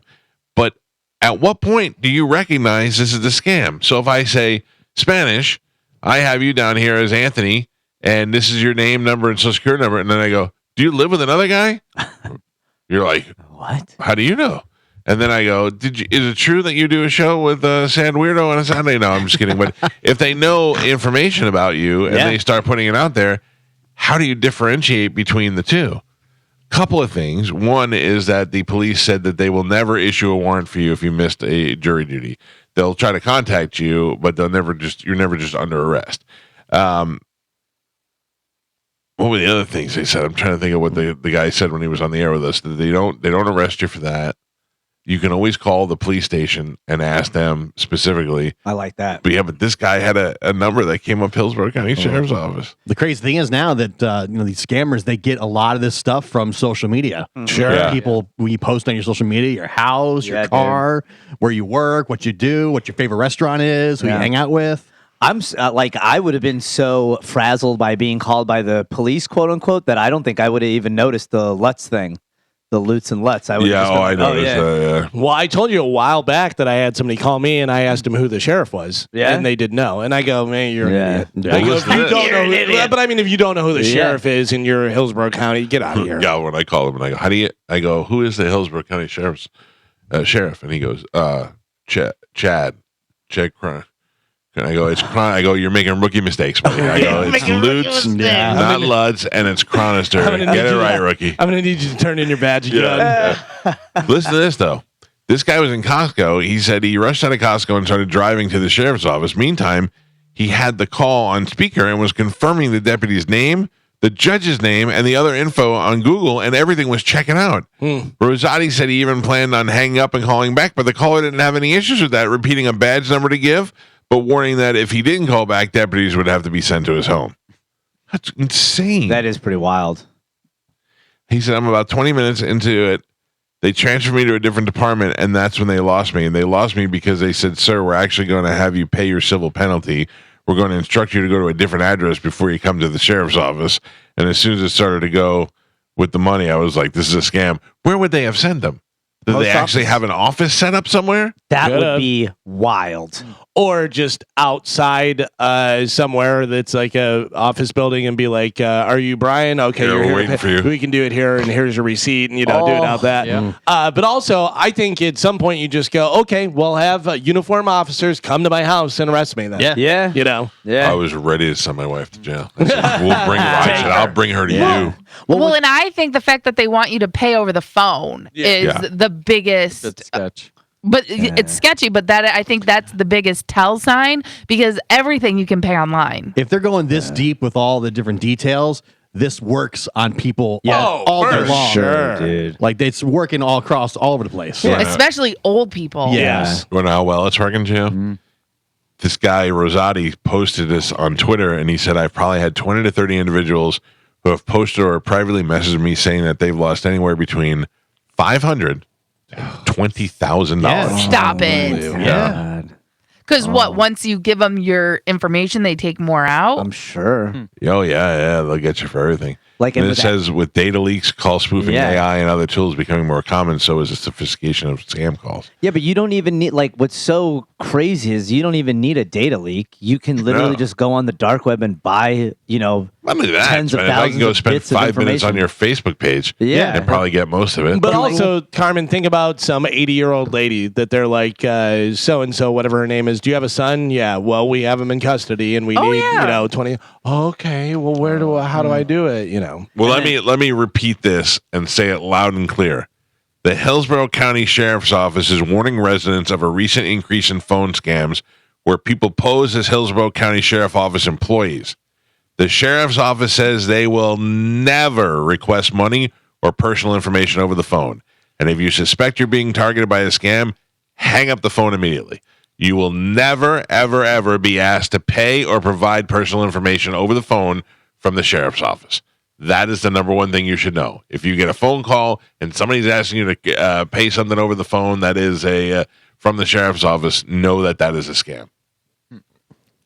Also, I would just say don't answer random numbers. You can't though. Yeah. I mean, I get a lot of random numbers that end up being important things that I don't know. But if it's important, they'll leave a message. Scam artists will not leave messages. Also not true. They left a message from Amanda. That's how she called him back. Oh, really? Yeah, he said, "This is Officer whatever. This is my badge number. This is my direct line at work. Please call here about this thing." And she called him back. Detective Carmen, stop giving false information. Right? I'm just saying, I never get messages left. Yeah, a lot of them do hang up. A lot of them, because a lot of them, they're like automated. But they're getting more and more elaborate now because right. Just wait till they start taking people's voices and faking people's voices. We've got your Uncle John right here, and he says that you should give him the money. Is it true? Yes, it's true. All right, go ahead and send it. We went ahead with passwords. I gave out the kids passwords. I said, if you need to call me if you're in trouble, you need to say this. Yeah. And if I don't hear that, I'm not sending you any money. What's the word? Tacos Epic. Mike Calta Show, good morning. Hello. Yes, hello. Oh. Yeah, I was calling about the scam that's going on in Hillsborough County. Yeah. Did you get scammed? I did. Oh, how far along did you get? Well, he didn't get my money, but he actually called me at my job. I'm a nurse supervisor, and got me on the phone and told me that I missed my court duty, and that there was a bench warrant out for me, and that I owed 2 fines of $300 apiece, and actually knew my address, which I knew that they would scam people. Right. But when they actually tell you your address, I mean, it takes you back. I mean, he was good. Yeah. And he was like, if you take care of it now. And I said, okay, let me go get my debit card. Well, I went into the other room and got on my cell phone and called 911 and asked them about it. And they was like, he says he's a Detective Mike Kennedy. And they said, hang up. He is a scam artist. And I went back and I said, huh? No, go ahead. And so I told him, and I said, try to scam somebody else, buddy. And I hung up on him. But it scares you because it's like, what if I do hang up and they really are the police and they really do come arrest me? Well, just so you know, again, and it was in the paper and the police are saying it, they will never ask you for money over the phone. So anybody that's getting a call and is asking for money to be paid over the phone to the Hillsborough County Sheriff's Office or another agency, do what you did. Call 911 or call the sheriff's office from a different phone and ask them. But they're telling you they will never ask you for money over the phone. Yeah. Well, now you know. Good move. Call 911. Now I know. Yeah. All right. Thanks. All right. You guys have a good day. Bye. I wish I can go, hey, I'll come meet you somewhere. Yeah. That would be great. Well, Michael, last week, my mom was over and she got a phone call. And the phone call was, she was at my house at the time, but the phone call was at her place where she lives. And there was a guy there who said that he had a delivery from the county. And I'm like, well, what is it? He's like, well, it's underwear and milk, and she needs to sign for it. Oh, Phyllis. Yeah. And I'm like, no, she's not signing anything. If you want to leave it there, go ahead. He's like, well, I'm not going to be able to do that. But I think they were just trying to get her signature. Oh, that might have been it. Underwear and milk. Yeah, I'm like, come up with something better than that. Oh, she's an old lady, and they're doing a new program, the underwear and milk program. Yeah. No longer giving out cheese. Underwear. Mike Calta Show, good morning. Hello. Hi, is this me? Yes, that's you. Hey, so I'm actually the one that heard you talking about your wife getting the call, and I told my detective, I was like, hey, you might want to call this guy. Oh, you told somebody to give me a call after you heard me talk about it? Yeah, the detective that called you, I work with them. I am not a detective, but I work with them, and I was like, oh my God, I've been working on this case for months. It is insane how deep this goes. Yep. But what they're actually doing, so it's an entire ring of people, but what they can do is once they get a victim, they also then victimize them again by taking that information they got, even if they got several thousands of dollars from them, they're taking that information that they got from them and then opening fraudulent bank accounts in those names and even furthering victimizing them. Yeah, well, that's it's insane. crazy. So what? Let me ask you. I don't know what you can say and what you can't, but are they local people? They are not local, and they may or may not already be in jail.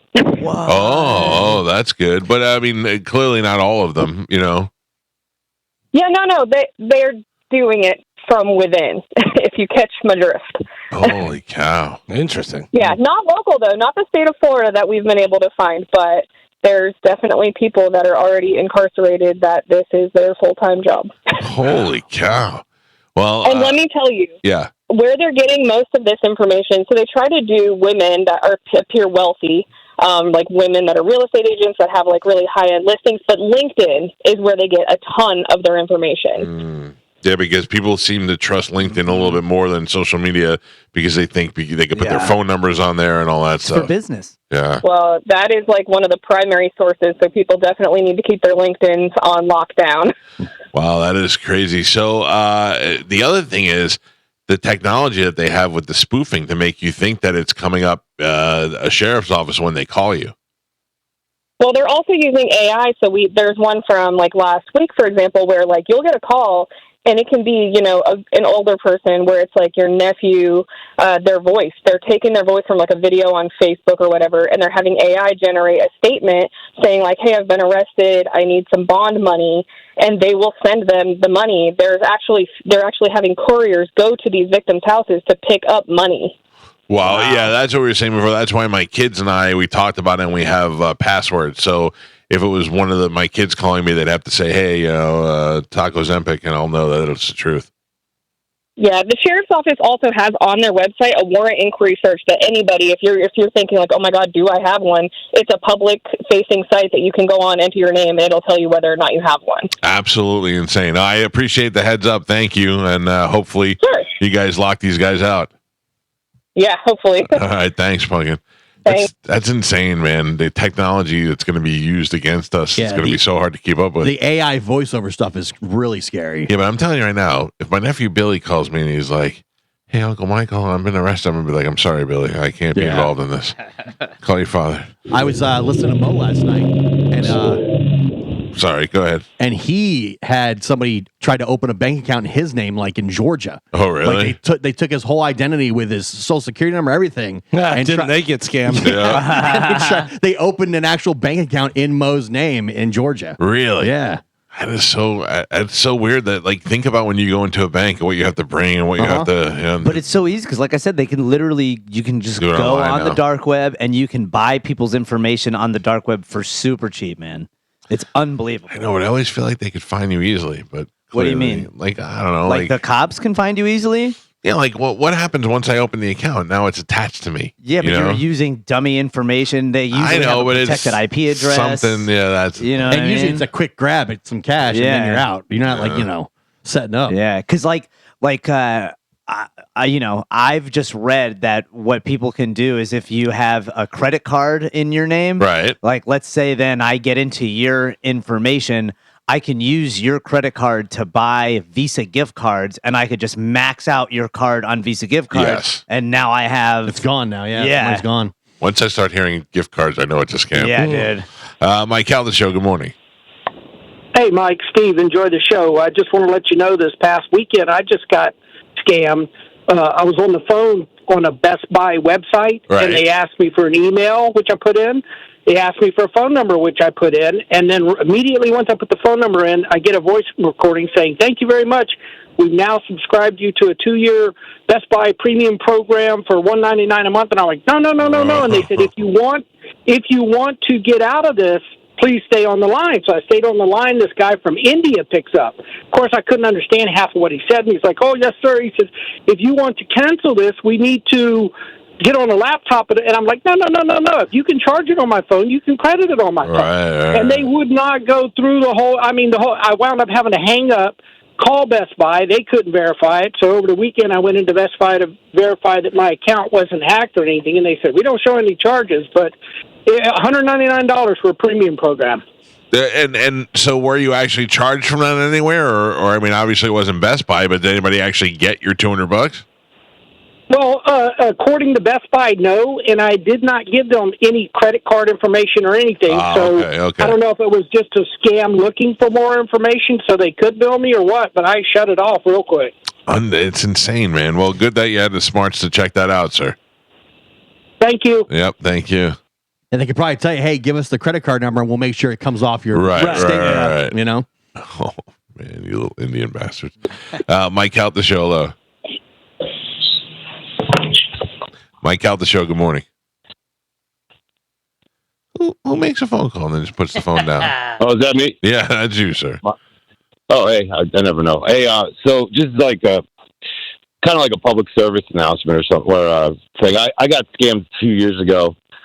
I was, for lack of a better term, I was on a dating site, but I had given out my phone number to someone, and the next day I got a bunch of, pictures of I don't know where they got them from, of decapitated bodies, and like I must have been like cartel stuff. I mean, people rolled up and it was horrifying. I was like, what the hell? And it had, my parents' names, my sister's names, addresses, all this stuff, and they were demanding money from me, and I was like, kind of freaking out, and I was like, hold on a second, what do they have? They have my phone number, so I Googled my phone number, and I mean, the amount of information that was on there was insane. All this, that's where they got all the info from. Right.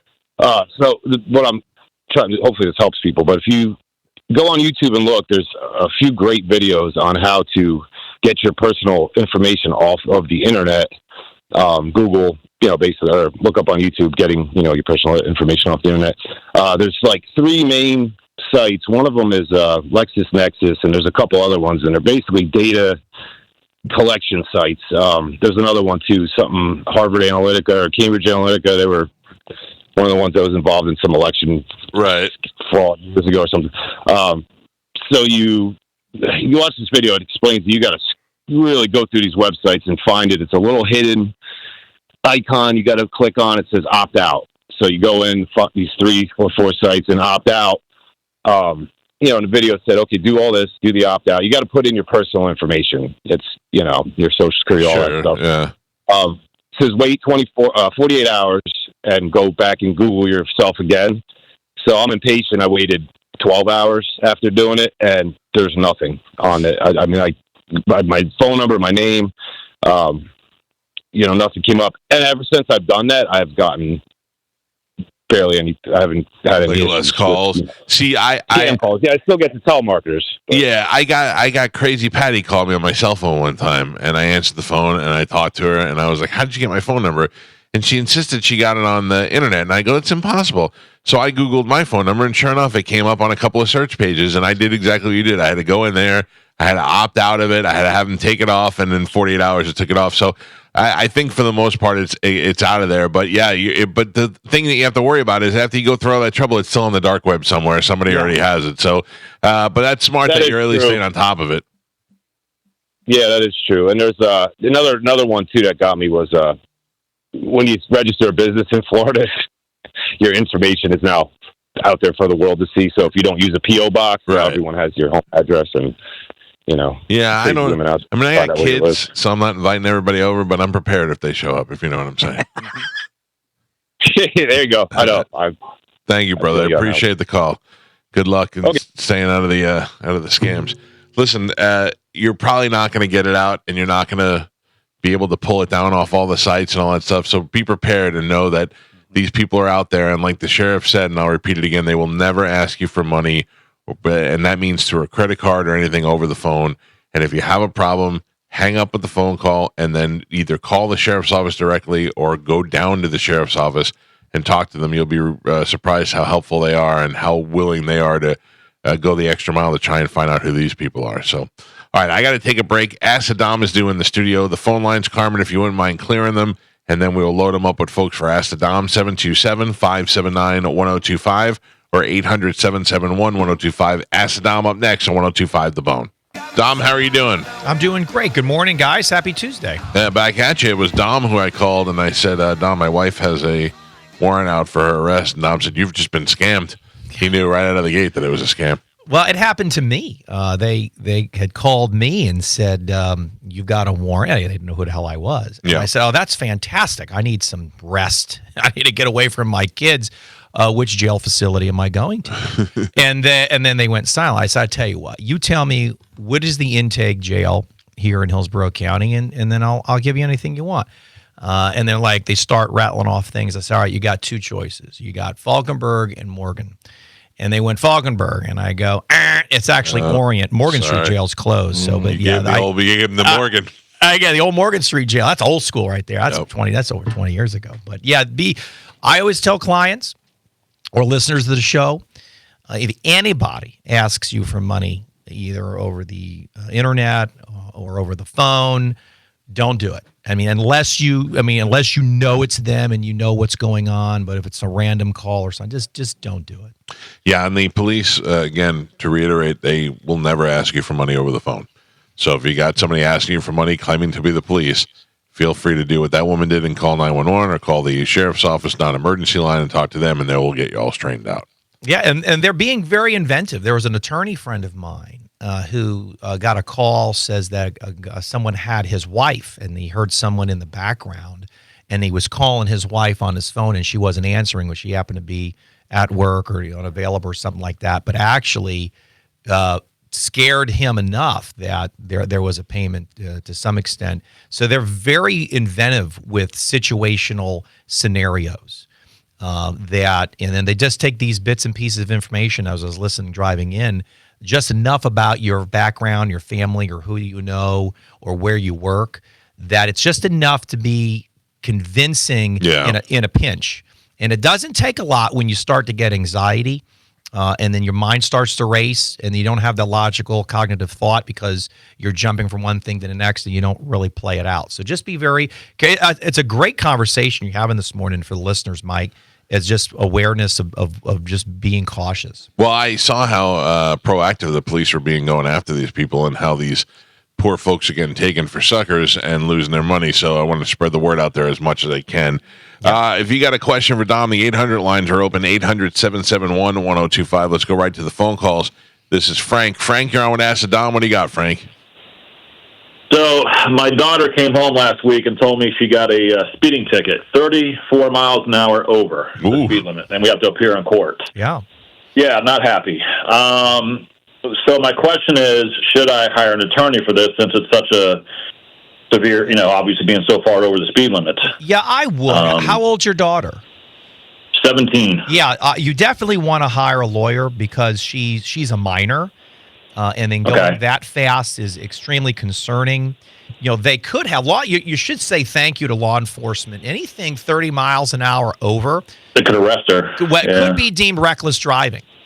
And they didn't. Thank God. Good. Well, that's. Again, right. I don't know what the circumstances were when they, stopped her and talked with her. She, whatever was going on.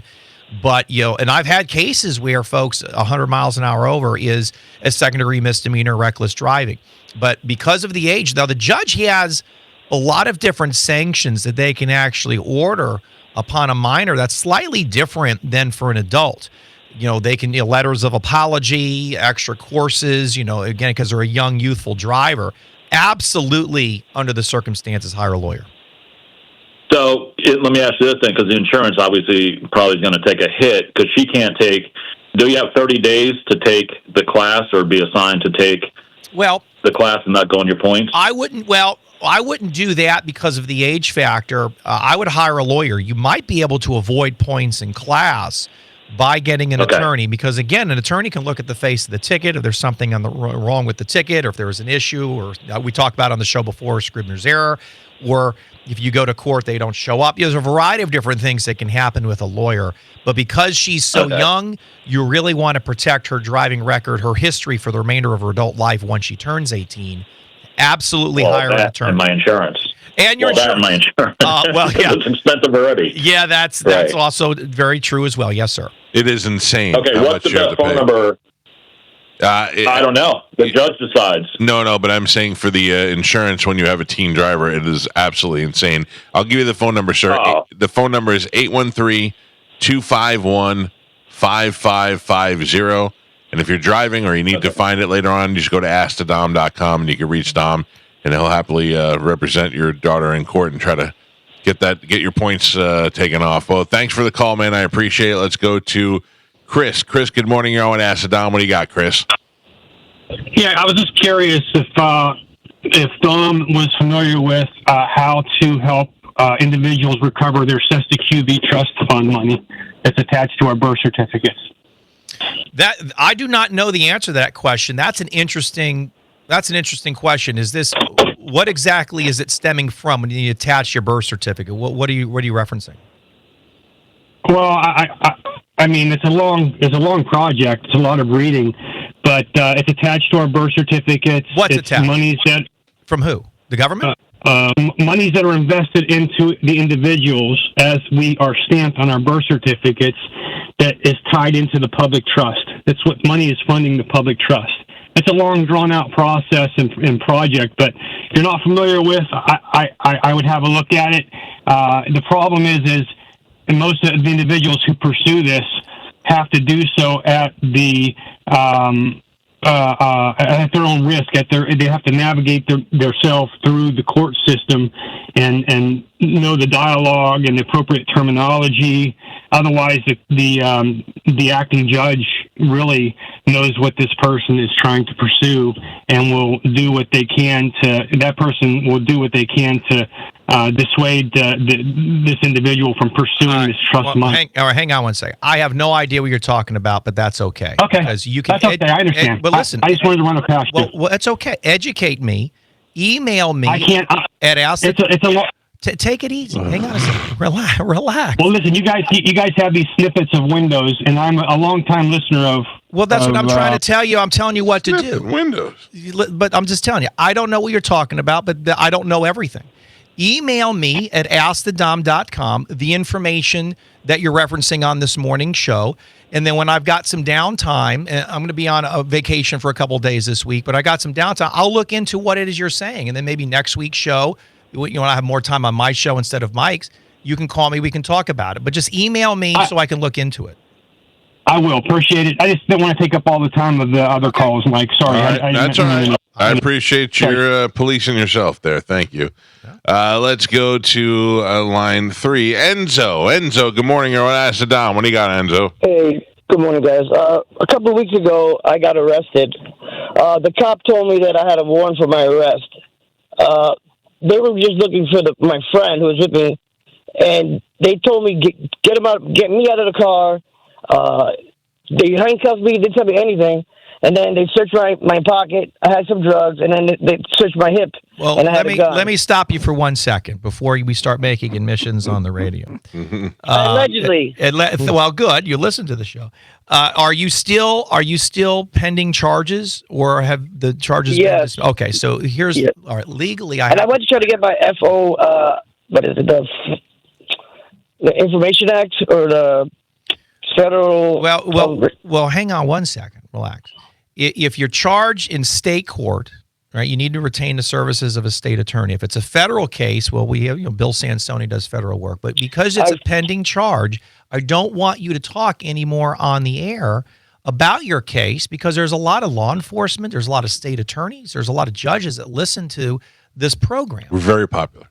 Yeah, it's immensely. I mean, it's unbelievable how many times. Oh, I heard you say this on Mike's show. I heard Mike saying this, and it all walks of life. People, I mean, it's unbelievable how many people in the courthouse. In fact, Mike, love the show. It's awesome the reach that you have. So to protect the listeners and this caller in particular, email me or call the office, because I don't want you to do or say something that's going to harm you. My job here is to help you. I don't want you to say anything that's going to harm you. I just want to say, I never had a warrant. That's the thing.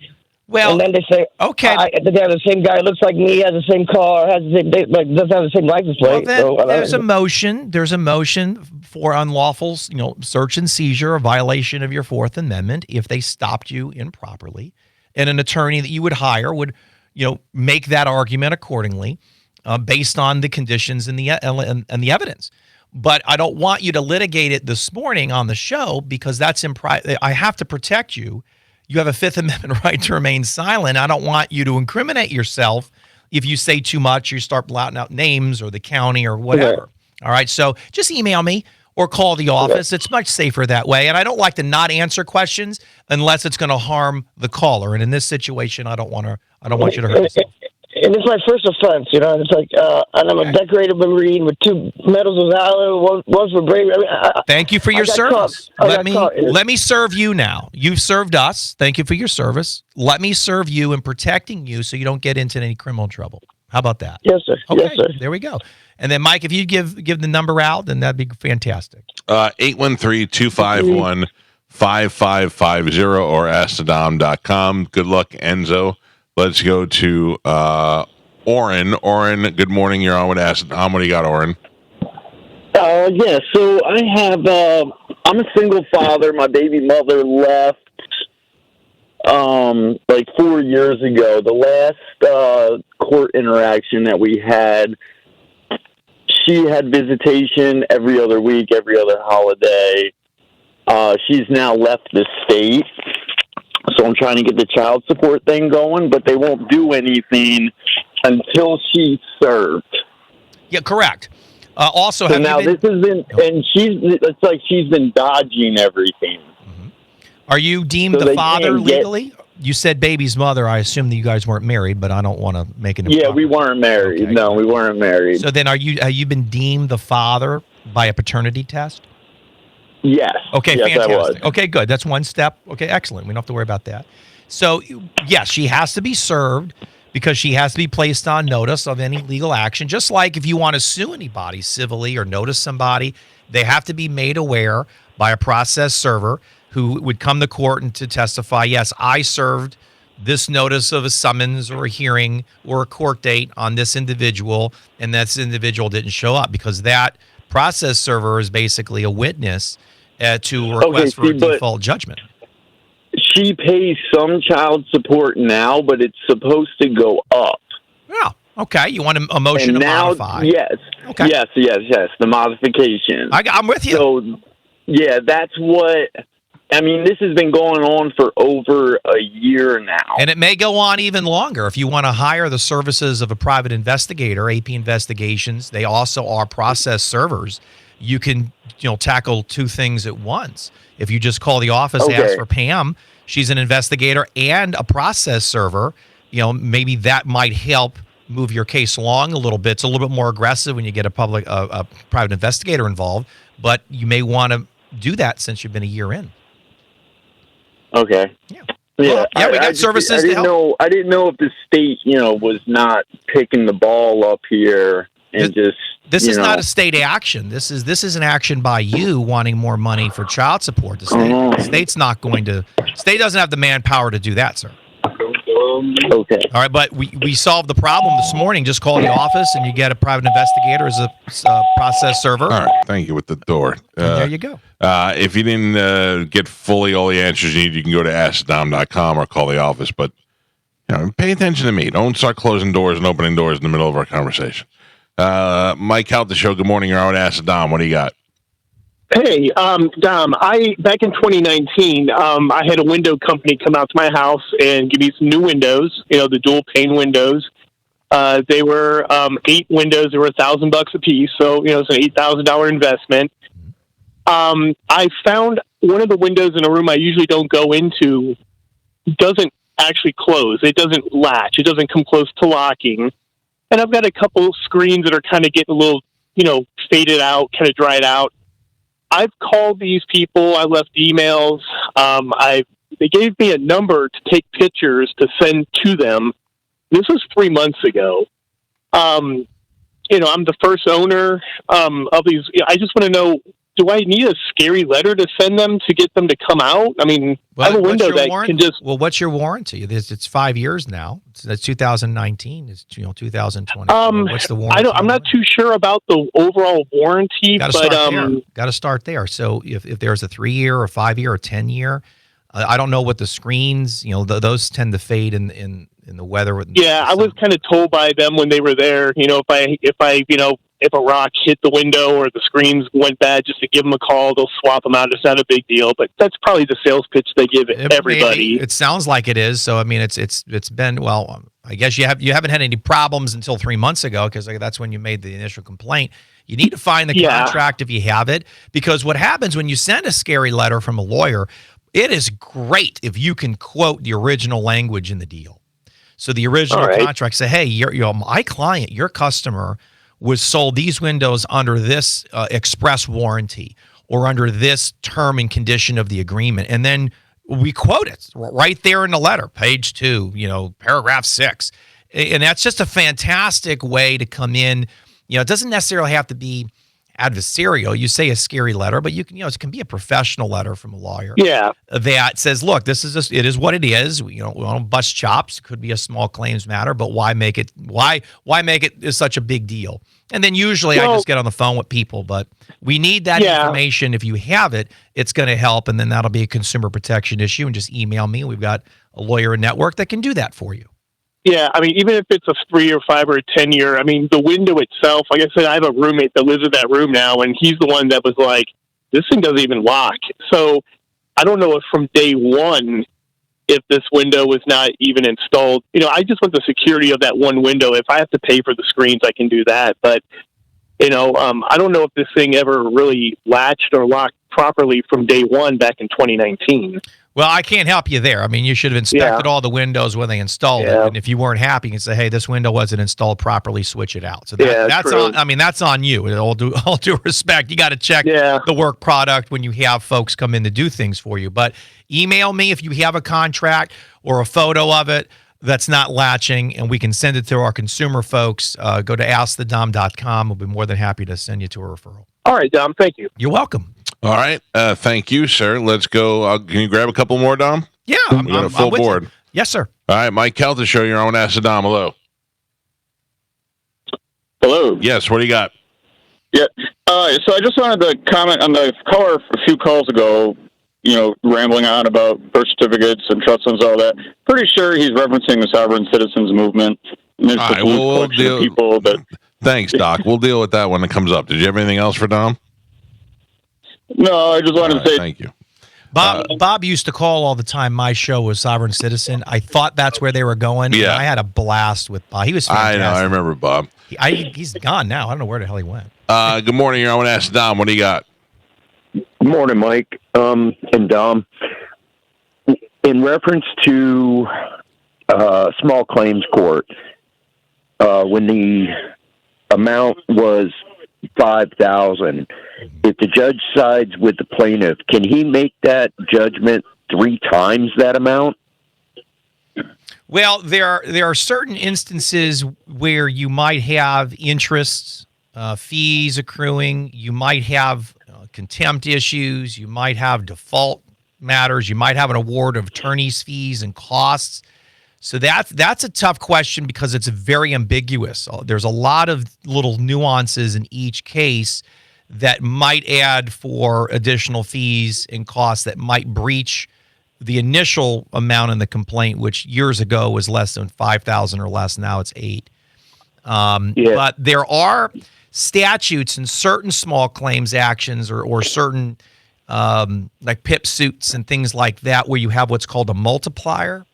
I don't know if you're talking about that, but there are statutes that you can multiply things, but I don't think that's where you're going. But that does exist. But I would have to know more specifics about the case or copies of the pleadings or something in order to get a better sense of where you are or what's happened.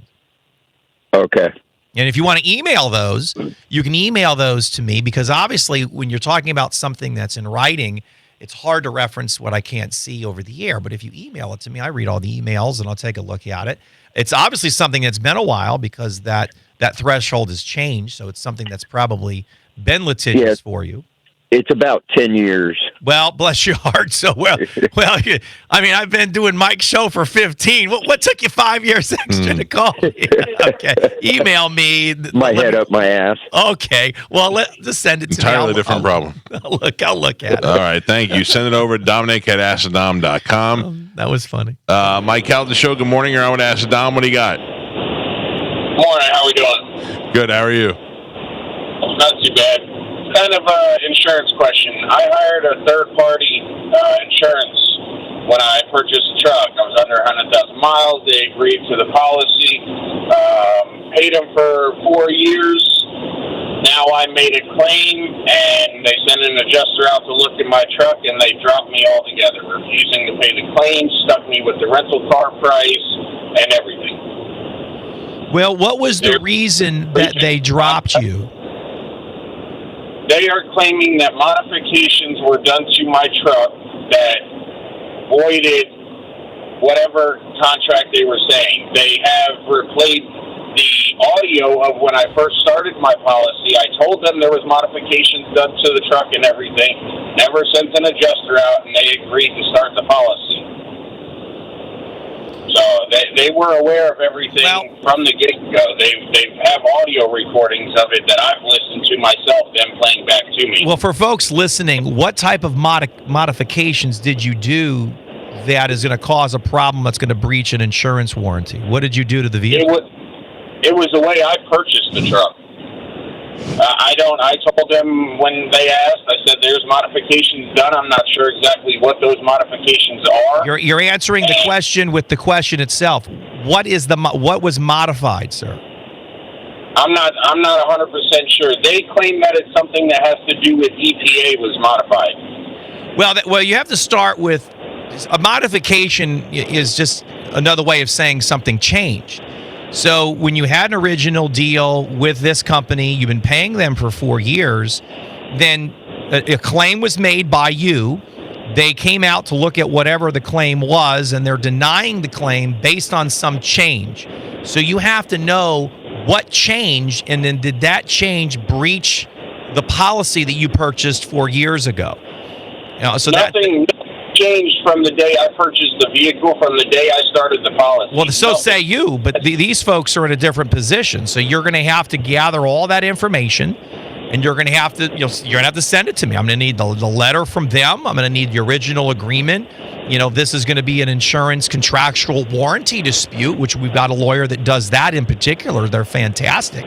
But you're going to have to do some homework tonight and gather all the information. I'm more than happy to help folks and guide and direct you to the right spot, but you got to do some legwork on your end so I know what's going on.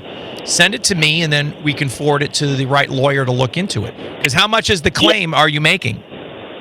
The claim, the repairs of my truck came out to $7,200. All right, well, that's a good chunk of change. I think it might be worth chatting with a lawyer about. Yeah, and I've been having a hard time finding a lawyer. I've been calling all around and everything. Well, are you providing them written information, or are you just telling them what you think you remember? They won't even follow up. Well, I'm following up with you because I'm telling you what you need to do. You need to send me the documentation. Send me the letter that they're denying the claim. Send me the original agreement when you purchased the insurance 4 years ago. Send me photos of what it is that you're having the claim for. Send me photos of the modification. You just can't call people and say, I need you to do this, and then nobody follows up with you because we need more information in order to help you. You tracking? Yeah, no, absolutely. Yeah, I have a contract without a doubt. I also, the repairs done to my truck, they're claiming with the EGR delete is what they called what's on my truck. All right. That is voiding the policy. The repairs have absolutely nothing to do with that policy whatsoever. That was a much more information just now than when we first started the conversation. So you see, all of that, bless your heart. I mean, you're calling in, you're driving. It sounds like which is fine, but I need all of that in writing, so that way I can figure out what's the best response to you for your question and or the best way to make a claim against this insurance carrier for what you believe is an improper denial of a claim. And by the way, for you and for other folks listening, if you're not happy with an insurance company that's denying a claim, you can file a contestment or protest with the Florida Department of Insurance based on an improper claim denial or claim delay. It's otherwise known as a civil remedy notice in certain instances in turn. Okay, yeah, I can send all that over as well. It's I went with one of the reputable companies. It's got that wrapper on the front of it that promotes it. So that's fine, whatever the case may be. But send in information so I can understand better what you're telling me, and I can get you to the right folks to help you. Send it to Dominic@AskTheDom.com or call 813-251-5550, which is the office that goes for that guy and anybody else that didn't get through today that might need some help. AskTheDom.com. Dom, thank you. Got a lot of calls today. Yeah, I was busy this morning. Thank you, Mike. What do we got coming up on your show? So tomorrow, I'm going to be actually on vacation for the next couple of days. Pumpkins and I are heading to Palm Beach just for a little getaway. Just the two of you? Just the two of us. You headed down to Mar-a-Lago? Yeah, we're going to the Breakers in Palm Beach. So I don't know how far that is from Mar-a-Lago, but it's kind of close. Gabby's in South Carolina in camp, and Dom's here. He's going to stay with Pam. And just a couple of days just to relax with Pumpkins. But tomorrow night's show is going to be a replay of last week's show, which was fantastic. We had Deputy DePaulis, who's a good friend of mine. I know Chris. Chris is fantastic. He called in. I had wonderful ladies on the show for a second or third year in a row representing Mothers Against Drunk Driving. Every 39 minutes in the United States, there is a DUI fatality. And Hillsborough County, Pasco and Pinellas, the Tampa Bay area, we lead the state in DUI arrests, and I think that's been the case 6 or 7 years. Wow! So a lot of great information was given in the show last week. If folks listened to it, but since I'm going to be out of town just for a few days, I'll be back by the weekend. We're going to replay that show from last week, which I thought was just a fantastic show. And a lot of people say, well, Dom, don't you do DUI defense? I said, well, absolutely, but that doesn't mean I condone the charge. I mean, I'm a member of MAD. Right. I want folks to be protected. I don't want, people to get hurt on the roadways. But at the end of the day, I do represent folks that are charged with crimes, including DUI. But that doesn't mean I can't bring, light to, to the public, more attention, more awareness, and the things that MAD is trying to do to minimize folks being arrested for this charge, and obviously people getting hurt or killed. So that's to answer your question in a long way. Sorry about that. No, that's good. All right, we'll check it out. And like I said earlier, if you didn't get through, AskDom.com. Enjoy your vacation, and we'll catch up with you next week. Yeah, I'll be back for next Tuesday. Absolutely. You guys have a great week, and appreciate all of you. And you, Mike, thanks so much. Yeah, no problem. And we'll take a quick break. It's the Mike Calta Show. This is 102.5 The Bone. Moose sent me a copy of, we were talking about Van Halen singers yesterday. Mm-hmm. And I said we had David Lee Roth, Sammy Hagar, Gary Sharon. Don't forget. David Lee Roth. And then that was it, right after David Lee Roth? Well, almost. Mitch Malloy. Mitch Malloy, which he sent me a copy of the Mitch Malloy Van Halen song, which I never even heard of. Yeah, my buddy Kevin is actually pretty good friends with Mitch. I guess he's up there in Destiny. He was doing some stuff, and I think he was singing with Great White for a minute. Mitch Malloy is a gorgeous, curly, blonde-haired gentleman who played guitar, and he looks like he could be the front of any hair band, in the 90s or 80s, and he just never worked out for him. Yeah, singer, but it just never worked out for him. Yeah.